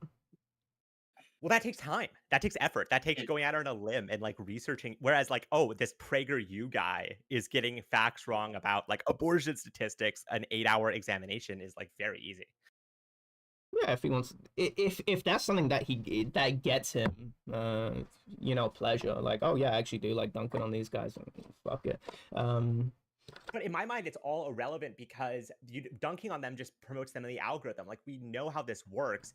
Dunking on them does actually just not. Oh, absolutely. Like, it doesn't reduce people's knowledge of a person, and in fact, it makes them a more like understood and sought after name because you're exposing them in the algorithm, and then their name gets associated with high views, and then they just keep kind of maintain like I used to watch this channel, The Majority Report, a lot. This is like a political commentary thing. And their whole theory with like why they were dunking on Ben Shapiro and Tim Pool is that when people looked up that guy's name, their videos would come up exposing him, and therefore he would like lose. But these people have only become more popular. Like all of these years and years of left-wing people dunking on and exposing these right-wing people's arguments, they've only become more popular. And so at the very least, it hasn't been successful to dunk on them in terms of dissuading people from watching stuff. And again, I think it makes people complacent in what they know because they're comparing themselves against people who are so like far away from any sort of common ground that it doesn't even challenge their own preconceived notions. Like, you're not going to the flat earth or dunked on video to like kind of challenge your conception of the earth's shape, right? You're going there because you're pretty sure I'm going to that the earth Candace is... Owens that says there's actually both sides to the argument. That's what I'm going to. Yeah, I'm going to Candace Owens is a great example. Like, a lot of these people are not making content because they even care. They know it makes them money. Like, Candace Owens, when she was younger, was like trying to get kids expelled from school because they were racist to her and like trying to sue the school to get like money. And now she's like the kind of person that would make videos dunking on her old self for being like, emotional and like, yeah. So it's like a lot of this is just about the money of it. And I think part of the problem is we have a hard time assuming that people aren't acting in good faith. It's like, well, no, probably they like this. It's like when you look at how much money these, multi-hour long dunking videos make, I mean, it just makes sense they would focus on what makes them views and not, and again, any argument they make of, well, by dunking on this, I lead them people into learning about real science. I mean, look at this guy's channel. Like, that's not Seems true. like seems like he's without the. Well, I'm thinking about what is the other universe where he just never made these videos. Like, would he be even getting any Look at how sort many of subs he has. 3.47 million? Okay, yeah, 54K views, 6.1K views. I don't care about the sub count, by the way. Like, sub count to me doesn't matter because they're obviously subscribing. That shows that interaction is only taking place on these dunking on people for being stupid. Right? Videos. Yeah, like, majority of the. But I'm thinking about the other universe where I just didn't do this content.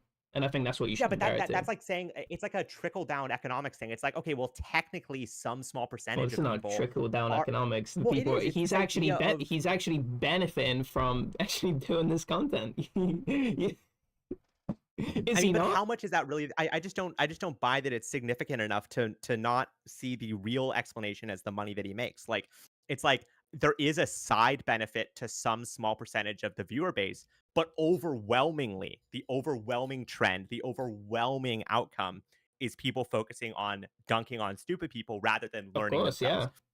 Yeah, and like if it to the was quantum the other physics world, thing, then there's so many lectures. There's so many lectures on quantum physics. Like MIT uploads like entire playlists of a lot of their fucking like lectures.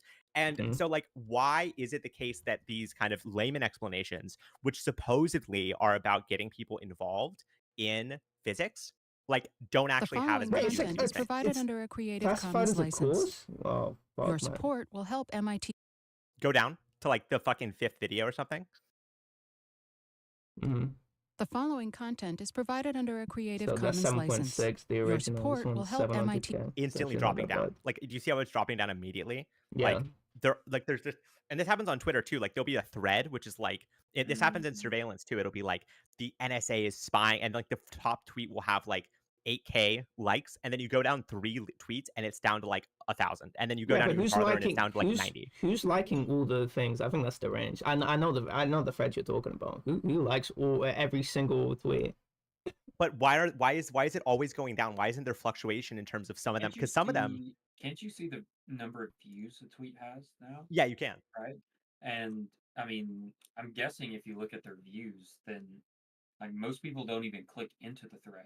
Right? Yeah, a lot of times they don't. They just like see that top post, and then the next one down has half the views, and the next Exactly. one down after that has half of the That views. doesn't make any sense to me. I thought the drop off would be when you click on, but after that it'll be consistent. Because I don't know if you'll be like, I read 1, 2, but I'm not gonna read 3. There's no way that works like that. No, it is. People I may often be are just moving on to the exaggerating next a thing. little bit, but not much. In the surveillance ones, I know this is true. I mean, I don't know for everything, but at least the stuff that I really care about, like surveillance, I see it for a fact. Like there's this one guy works for this thing called Craft Labs, and he'll get a couple hundred likes. It's like this German surveillance think tank, and he'll get like 100 likes on the first thing, which is like, yo, like there's this ad company that's selling your data. And if you're a gay person, you're being exposed. And then like 3 down where he's explaining the actual mechanics of it, it's like almost no views and almost no likes. And so it's like, how is it possible that people are super interested in the top tweet, which is the kind of lead, but then not following through? Is it And I think the answer headline effect? Yeah, it's the headline effect. It's just the same thing as headline effect, but it applied to social media, I think. So I shared my screen. I just wait. Can we watch this video though? And top tweet 48.5 million views. Second tweet 2.6. Third tweet 96K. That's awesome. Such a drop off. Instant. So it's like Yeah, this I is mean, right? Yeah, go ahead. No, this is just what I'm thinking. I'm thinking it's like it's this common thing where this narrative that there's this headline like I'm exposing Tim Pool for being stupid.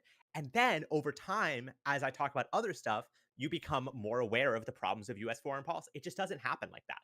It doesn't happen. People are interested but it is happening. It's happening at such a small scale that the ultimate motive is really about making money, and it's not about spreading information. And part of it is that people are just illiterate. I mean, well, you can say the ultimate motive is, but I do think, what is the alternative for this guy living in this content realm? I think that if you're getting some amount of people in, is that the best he could do? I have no idea, but that's why I'm saying, what is the alternative to him getting? I guess, and I don't have an alternative, but what I am arguing is that we should reflect, and I'm saying myself, like I'm not saying you guys, I'm not being like, you guys only watch idiot content. I'm just saying, like, I constantly get this pleasure out of watching people being exposed to stupid, and I have to remind myself that I'm not learning. I'm like, that's my brain rot content. I'm engaging in content that is meant to make myself feel better and not about learning. And just being more reflective and aware of that, I think allows us to bypass these traps of assuming that because a smart person is showing a dumb person to be stupid, that I'm smart by association. Like, I just don't think that's the case. I think you can learn that people are stupid and be stupid yourself. I don't, and that's common. That's the norm. But just for my own sake and my own self-development, as I've said, like what I'm talking about here is the cultivation of oneself, the cultivation of one's mind. And for that, I think it's important to be aware of like what we're doing and what we're getting out of it. Yeah, I agree. But I don't have an alternative. Like, I think it is good that this Professor Dave guy also uploads science videos talking about various chemistry things. He's a former high school teacher. You know, he cares about teaching people stuff. He's not purely a bad faith actor. If you read his bio, he's been a teacher for like multiple decades. Shout out to him for becoming a millionaire. Like, I wish more teachers got paid the amount of money he gets paid for making YouTube videos. Like, that's fucking sick. Shout out to him. But I'm talking about like the effect on the audience long term of purely consuming dunking videos, and I think it's negative. I think, if you're specifically seeking out dunking videos, for sure. I was not thinking about the effects of the audience or the audience perspective. I was thinking from his perspective. I'm thinking, if you're trying to disseminate certain viewpoints, smuggling it in this way, I'm thinking, I'm thinking, how are you going to get better numbers than this? Are there better ways to actually get better numbers than this? Or is he going about it the wrong way? I have no idea, but I don't know what I don't think he specifically has a right way to go about it. I think he's going about it as best as you could. I'm just saying that even in the, like, that's why he gave his example. Like, there are people who literally only make dunking videos. Like, he's not, but I just think he's a fascinating case study where theoretically that should translate, and it just isn't translating at a scale that validates the idea that this is a pipeline that leads people to seriously consider these topics. I think it's more a matter, again, of ego and, you know, validating one's own perspective on things. Another example of this is, have you guys seen those conspiracy maps? Like those like psychotic like maps Classic. and charts where everything is connected to everything else, and Bro, that it just sounds looks familiar. insane.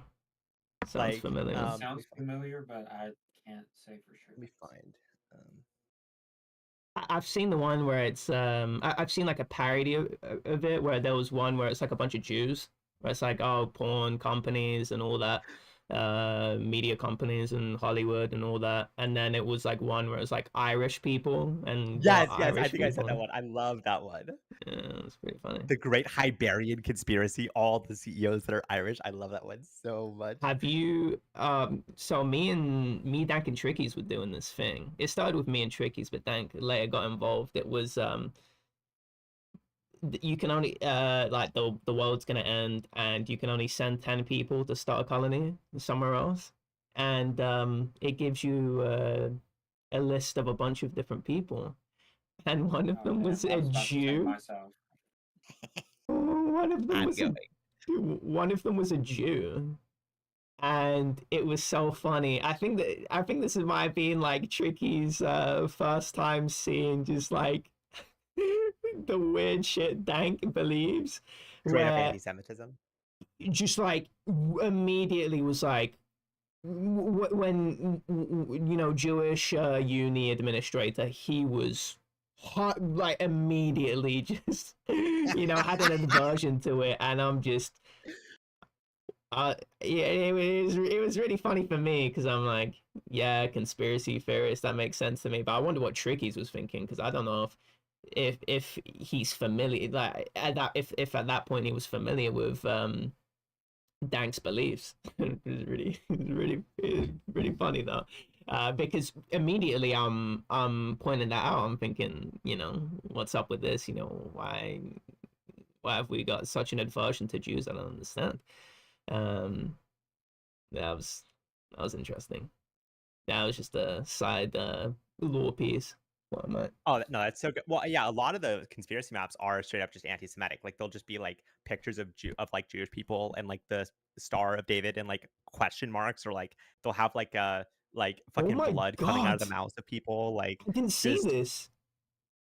The one you just sent, that is ridiculous. I've never seen it look that complicated. No. Yeah. Well, what's interesting about all of this is like if you zoom in, it's like it doesn't actually say anything. Like 9/11 is connected to Afghanistan.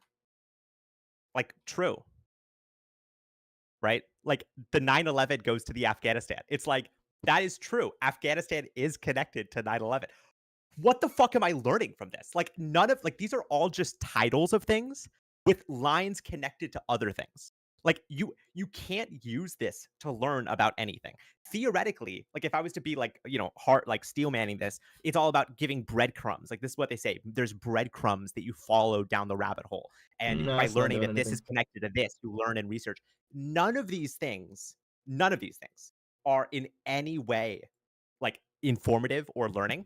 And I was looking at like who actually shares these maps. So this comes from this thing called the Deep State Mapping Project. This guy Dylan Monroe, and so Dylan Monroe has this really big picture perspective that he is an Archangel Michael reincarnate who is working for this like space version of Jesus to spread this message. And he's this like channeler who like actually a psychotic person, and he sells crystals on his site, and you know he's just really like he sells shirts of this stuff. He sells intel packets for like $45, which is just a bunch of these different fucking diagrams. Like, and I was like, you know, the main people I see sharing this stuff straight up is like professors of psychology and like disinformation people being like, look at how stupid conspiracy theorists are, right? And I think what this is, because again, like you can't learn anything from this map. Even if you take it seriously and try to look at it, you can't learn anything from this map. And I think what this map exists to do. What? Well, actually, I just learned that the moon landing is connected to Satanism. Right, and that's what I'm saying. Like, what could we possibly learn from any of these things? They have like the Mayan calendar connected to Nibiru, connected to Draco reptilians. I mean, this guy is clearly nuts. Okay, but why is it that literally, and I'm being serious here, like the main people I saw sharing this stuff were actually disinformation researchers who like I made a little collage of it. like disinformation researchers who share it and mock it as like, this is stupid, right? I haven't seen anybody that's not like an actual like, just kind of, like a conspiracy theorist person that I follow, or a person that researches the connection of like crime and politics. No one uses this stuff, right? This is a representation of another person's perspective that is meant to make you feel better. You can't learn anything from this map, and no one who actually talks about these subjects, like for instance, if you have beliefs about the geopolitical implications about 9/11 and Afghanistan, this map doesn't help you. You literally can't learn anything from this map. So why would a conspiracy theorist use it? They don't. But people who are anti-conspiracy theorists use this map to represent the kind of broad swath of arguments that exist and go, oh, this shows that asking certain questions is going to lead you down a convoluted path that makes no sense, right? It's like a representation of what happens when you ask certain questions. So again, I think a lot of what happens in how people engage with topics is, instead of challenging their own beliefs and asking kind of, uncomfortable questions about the kind of history of the CIA's involvement in Afghanistan during the Soviet Union, and how that kind of comes back to bite America in the ass, and how a lot of the groups that we're fighting now as terrorists were actually funded by the US, and a lot of the infrastructure they have is US weapons, that we have failed our foreign policy and it comes back to bite us, and militarism and invading countries just destroy people and creates violence and chaos. Like, instead of asking those questions, you present an insane person's map and go, oh, asking any questions at all is worthless, right? And like, again, I think this is the use of another person who's stupid as a barometer to make yourself feel good, rather than an actual investigation into uncomfortable questions. Like, do you guys see what I'm saying? Like, instead of kind of, being like, maybe there are things I don't know. Maybe there are elements of these stories that isn't fully explained for various reasons, whether it's embarrassing to the government, whether it actually involves criminality. It's like, no, look at how stupid anyone is who asks these questions. And they're using a guy who literally thinks he's the reincarnation of Archangel Michael to like justify why what they're saying is stupid. Archangel Michael. This is his big vision of the world, the cosmic hierarchy. So That's he is awesome. Archangel Michael. If you look at this, he's under Master San and Da, who is basically the Earth Jesus, which is under the Galactic Confederation, which is under the Interdimensional Federation of Free Worlds. That's so sick. This is the guy who they're using as like, this represents conspiracy theorists, right? And again, I think it's all about being safe. Like, if you make the representation of other people's beliefs so insane, why would you challenge your own beliefs? It doesn't. It's about, like, do you guys know what I'm saying? Maybe hopefully I'm making sense of this. Yeah, it's creating a sort of well, it's a straw man. You just explained what a straw man is. It's just that, yeah, you don't have to contend with the ideas if the person that's disseminating the ideas is so obviously stupid. Yeah. Yeah, and he's also a grifter. Like, he sells all this stuff on his website. Like, good. Yeah, I know. Good for him. He's making the profit.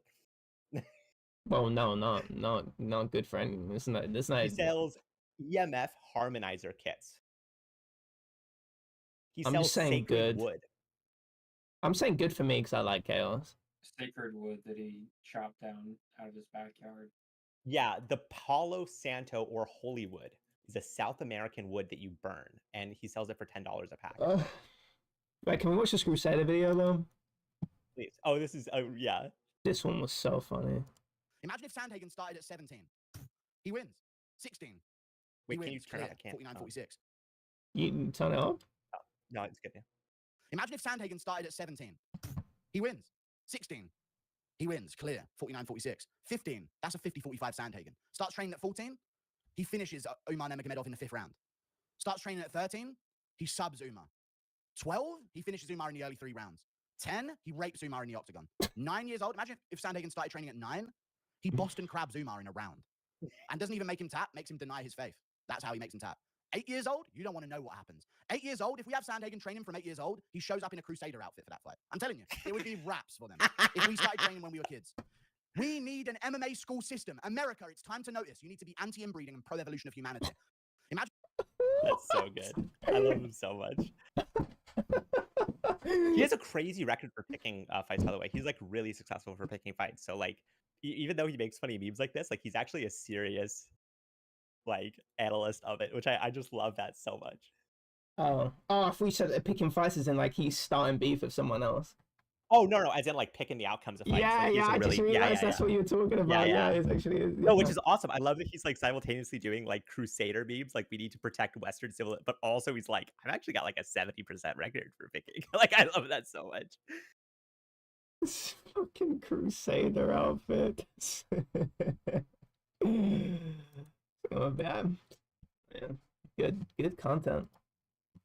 That's all I can say. My vocabulary has been diminished through short Maybe content. the Sacred Pearl of Divine Fire, NG Magnemite, which is $120, can make your vocabulary better. Now, I really do like the I heard someone mention this about Flat Earth, which is Flat Earth is really compelling because it's like because when you watch the people or listen to the people that disseminate the Flat Earth conspiracies, they are so good at narrativizing all of these different things, and it sounds like a fantasy novel. It's like, well, when you go to the edge of the earth, it's like it makes it sound like, you know, there be dragons. You look over the abyss and see the hollow earth and the dinosaurs and the dragons and no, but it's like they're not even at that point. They're not even like, it's like, oh, we don't even know we haven't even seen the edge yet. It's like, whoa, what's happening? Yeah, the ice wall, the firmament. Yeah, it's like what's beyond the ice wall. It's the narratives are incredible. Yeah, they are. Yeah. Fuck.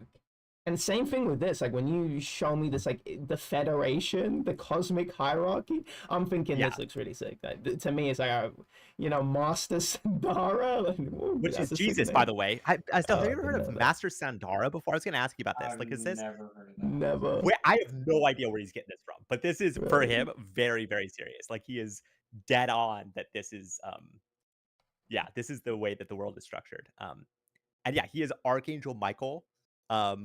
Like he is there's about 300 according to him of Archangel Michaels.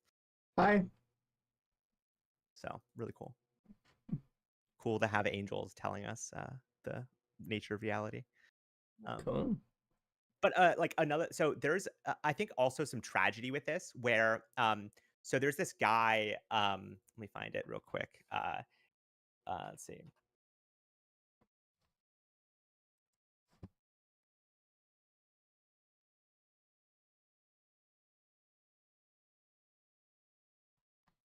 Yeah, so there's this guy, where is it?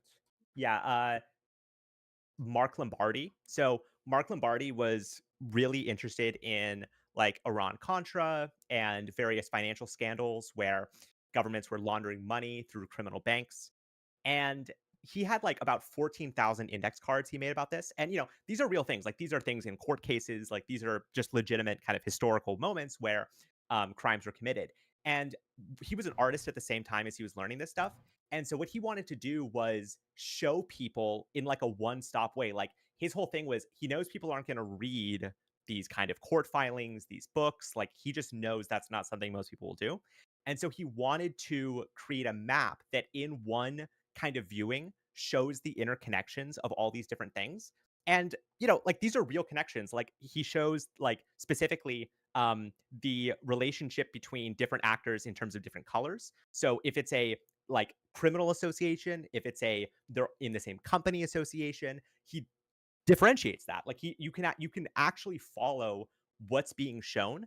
And he also includes a summary of what the story he's trying to tell is, right? These are all things absent from real from these other kind of fake conspiracy maps, these kind of maps that just show a bunch of connections, right? There's no summary of the story being told.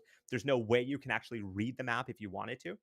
And there's a lot of maps like this. Like there's something called a wicked problem. And a wicked problem means like there's no specific solution.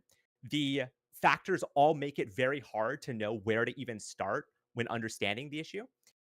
There's like this is like a real thing social scientists try to study, and they often use maps to try to understand the connections between these things. So, for example, like look at this map. This map has it's called Alameda long-term care integration, and like it has a summary. It's kind of blurry, so sorry about that. But it has a summary. Let me try to find the OG file. I'm sorry about this. While you do that, I'm gonna take a piss. Okay.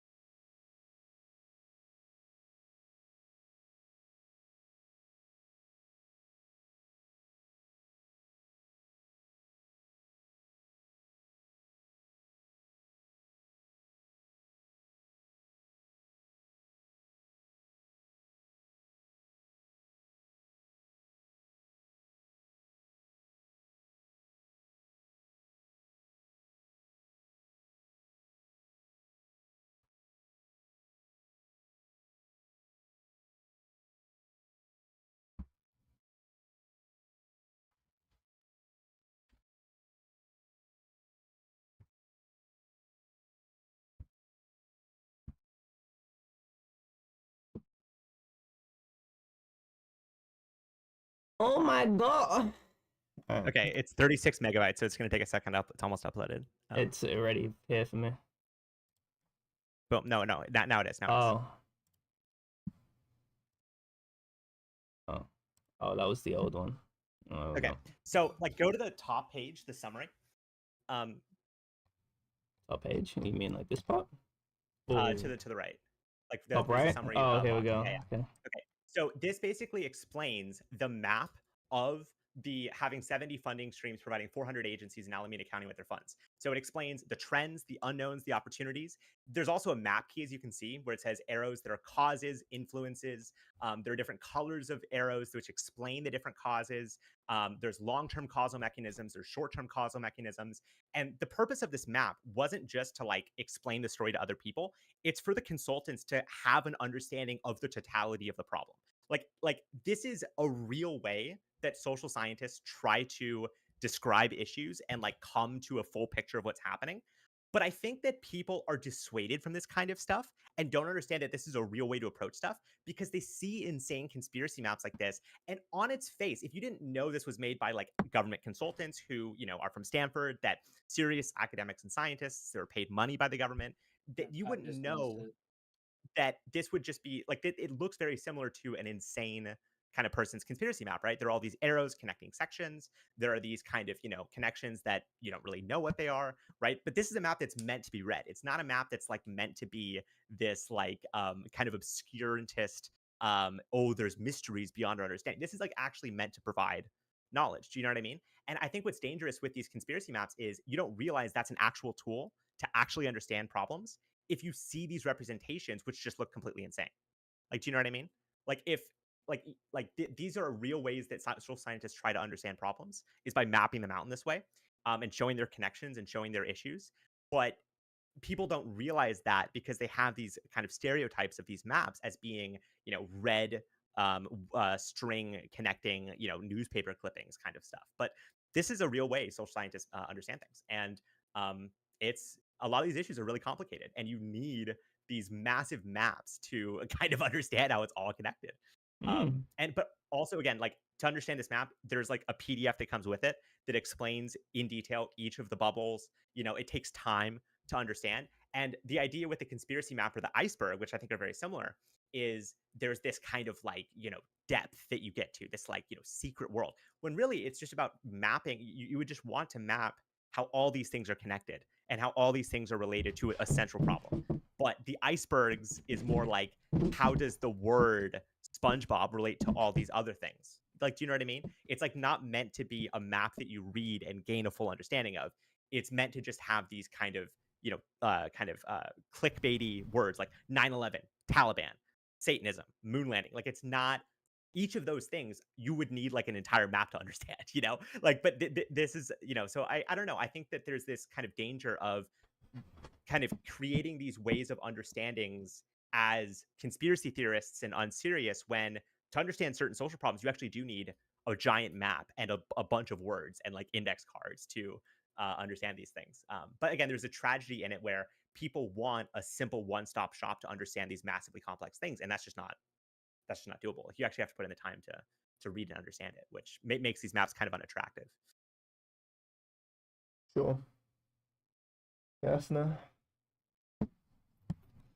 Understand. Still looks like lunacy, but I get it. Yeah, you get how like this could be, you know, if you understand the key and you read the kind of attached description, theoretically you could understand this. This actually looks like when I'm changing my cursor. Question mark, yeah, the up arrow, the arrow direction thing. I'm thinking, yeah, that makes me think it's even more crazy. What the fuck's going on here? Yeah, this is an insane person thing. Yeah. The question mark too is just like, it's like one of the ones where it like switches to like one of the like old like Windows like ME or whatever the fuck. It switches to that 2000. Yeah, no, that's cool. Yeah, I'm trying to. I don't have this fully fleshed out, but I just think that there's a connection between the dismissal of real ways of understanding and this like fear of looking like the aesthetics of a conspiracy theorist. Do you know what I mean? Like there's this, like, I don't want to look a certain way, therefore I'm going to avoid a way of understanding, which actually might be Maybe helpful. that's a you thing. I can Maybe it is. understand Maybe. that. But completely uninterested. I'm very much. Maybe that's something I need to care more about. I'm really poor at presenting ideas from. I don't couch my language. I don't go, yeah, well, I know what I'm saying. I'm very much seventh layer in the onion already in. And I just hope whatever person that's listening to me understands what I'm talking about. Because usually when we're doing thought experiments in here, I get really good responses from Trickies and EXE, but when I was talking to Yezi and Wanda, and I just have to go through the whole 30 minutes of facade nonsense, that's really weird that you would actually think about this. Now, I think Wanda is trolling, but I know Yezi definitely 100% serious in terms of what I'm saying is hyper weird. About rape. Rape. And it's just I don't care if I look a certain way. I do. And maybe that could detriment me for sure, but I never have. And the way I think about it is there are certain people I noticed in school, because I think early on in high school, I definitely was a little bit more reserved with a lot of the things that I liked.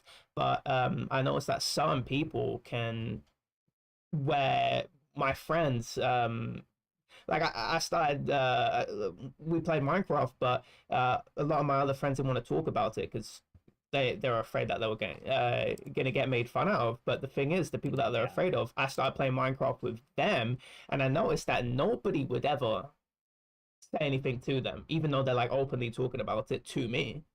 And yeah, because when certain people are brazen about certain things, they can actually get away with it. It's that, I guess it's like the Trump effect, really. This guy has the ability to do even to his own recognition with the whole, what he said back in 2016, where if he was down on a guy on Main Street, well, honestly, 100%. Even if I think even if he's like banging kids, there'd be like, maybe that's not bad. Like I think people would like figure out a way to. It's not. No, actually, let's just go to the truth. It's the fact that he could have really bad connections with Epstein, and the fact that it's not even a cause for concern that Epstein considered him a good friend. It's just what. Yeah, and Trump said Epstein likes girls. He likes them on the younger side. Me and him relate over this. Like he said that specifically. Yeah, I know. That's the exact quote I was thinking of. It's just on the younger side of what? Age of consent, right? So on the younger side of what? Well, I'm just thinking like the stress of younger. I'm thinking it's a little bit weird. But it's just, when you say that, plus the whole flight logs, I'm thinking, plus him being a close friend, I'm thinking, whoa. But the thing is, I think there is an aversion to he could be, but there is an aversion to finding out. So it's just something that you don't even touch because it's not out there yet. You're not even trying to dig to see through the Lego bricks to see if there is, what the fuck is underneath. You don't even want to confront that possibility. So it's not even about that coming out about him. It's the fact that could possibly already be a thing. And yeah, like it's fascinating for these right-wing conspiracy theorists because like Trump is president, right? Epstein dies under Trump's watch, under the attorney general he appointed. And the main conspiracy theories is about Hillary Clinton. Like, and again, like ignore whether he was killed or whether he was allowed to die. I mean, like the death of him benefited people by not having him go to trial. I mean, that's just that's all you need to know. His death benefited people that would have wanted the trial not to happen. So, but the fact that people like Dank and stuff, they focus on like the Clintons and stuff, and it's like Trump is literally the one in power. Like he's literally the one in charge of like the justice system in the sense of who he appoints. Like the fact that there's such a focus and aversion on this is fascinating to me. There is another thing too, so that usually what right wingers try and parry with is the whole deep state. But it was really funny because Trump was on I think it's fucking Brain Rot podcast PBD, and there was a clip of him saying where this PBD guy's sort of trying to cover for Trump, saying like, oh, the deep state and blah blah blah, and who really has the power. He's actually asking who has the power, and Trump goes, the president has the power. Oh, it's so funny. That is so funny. Because it completely, if you're, believing, what he says, on taking everything he says on face value, it just completely. He's even trying to he's like, it doesn't even sound right. Like he's trying to ask the question again. Like he's not got the answer he wants, and he's like, no, 100%. Yeah, are you Definitely, sure? I definitely have the power. Definitely have the power. That's so funny. And like the same with the election being stolen thing. It's like it was stolen when Trump was president. Interesting. Like, but it wasn't stolen when he wasn't president, right? Like this idea of like him having like a lack of power and it being taken away from him when he actually has the power, but then him getting it back when he's not in power. It's like, okay, well maybe there wasn't a stolen election, right? Like I like the the narratives are so fast though. It's because of COVID, and you were there when Dank was saying that. Oh, yeah, I was. Yeah, it was like, because the COVID ballots, and I'm thinking, yeah, this seems like vibes. I think I said that specific. That's what you phrase. said. You said literally, this is just vibes. Like you're not. This is just vibe. There is giving no a reason. Yeah. Well, he's given a reason based off of vibes. It's not based off of any evidence that exists. It's like, okay, can we get some? Yeah, because here's the thing, right? Is that the counting isn't even done yet, and no. So we don't even know how big the disparity is. First of all, and second of all, it's the fact that there's such a what you call it? There was this FT article about the there was a diminishment in voter share in all the incumbents lost massively in terms of vote share. Even historic losses in Japan. I'm sure you know about the LDP and their stronghold on politics in Japan, and that's another party where I don't know if I think they may have lost their majority, and they even lost vote share. And this is meant to be a very dominant party. Everyone got really fucked post inflation. And it seems like a narrative. Well, it's still like there is statistics to do in this narrative. So, at least I'm going off of something, but that seems like makes way more sense to me. The fact that, yeah, right. That it's just very popular incumbents losing because they presided over horrible inflation and populations are, not happy with that. So, even if, even if Biden, did a better job than the rest of the world, it's like that's not the perspective that people are seeing. So even the incumbents are still losing bigly. Bigly, by the way. That's I remember Trump said that a lot. But that makes way more sense than like there being this weird shift where, despite being in power, they decide to not rig the election. Like it just makes so much less sense to have that perspective. But it's like, I think it's more about maintaining consistency where the world shows you that maybe you're wrong, and it's like, okay, well, no, actually I'm not wrong, and here's why. Like it's this, it's this coping, I think, of maintaining the past viewpoint, which is crazy to me because it's like, especially with the Republicans, like none of the people who claimed the election was stolen were like, and I want my election to happen again. Like the ones who won that were like, oh, the election was stolen, like they're not so believing in vote fraud that their election should be redone. None of them ever said that. So it's so clearly bullshit. And I just don't get why you would hold on to this narrative as dank because Trump won.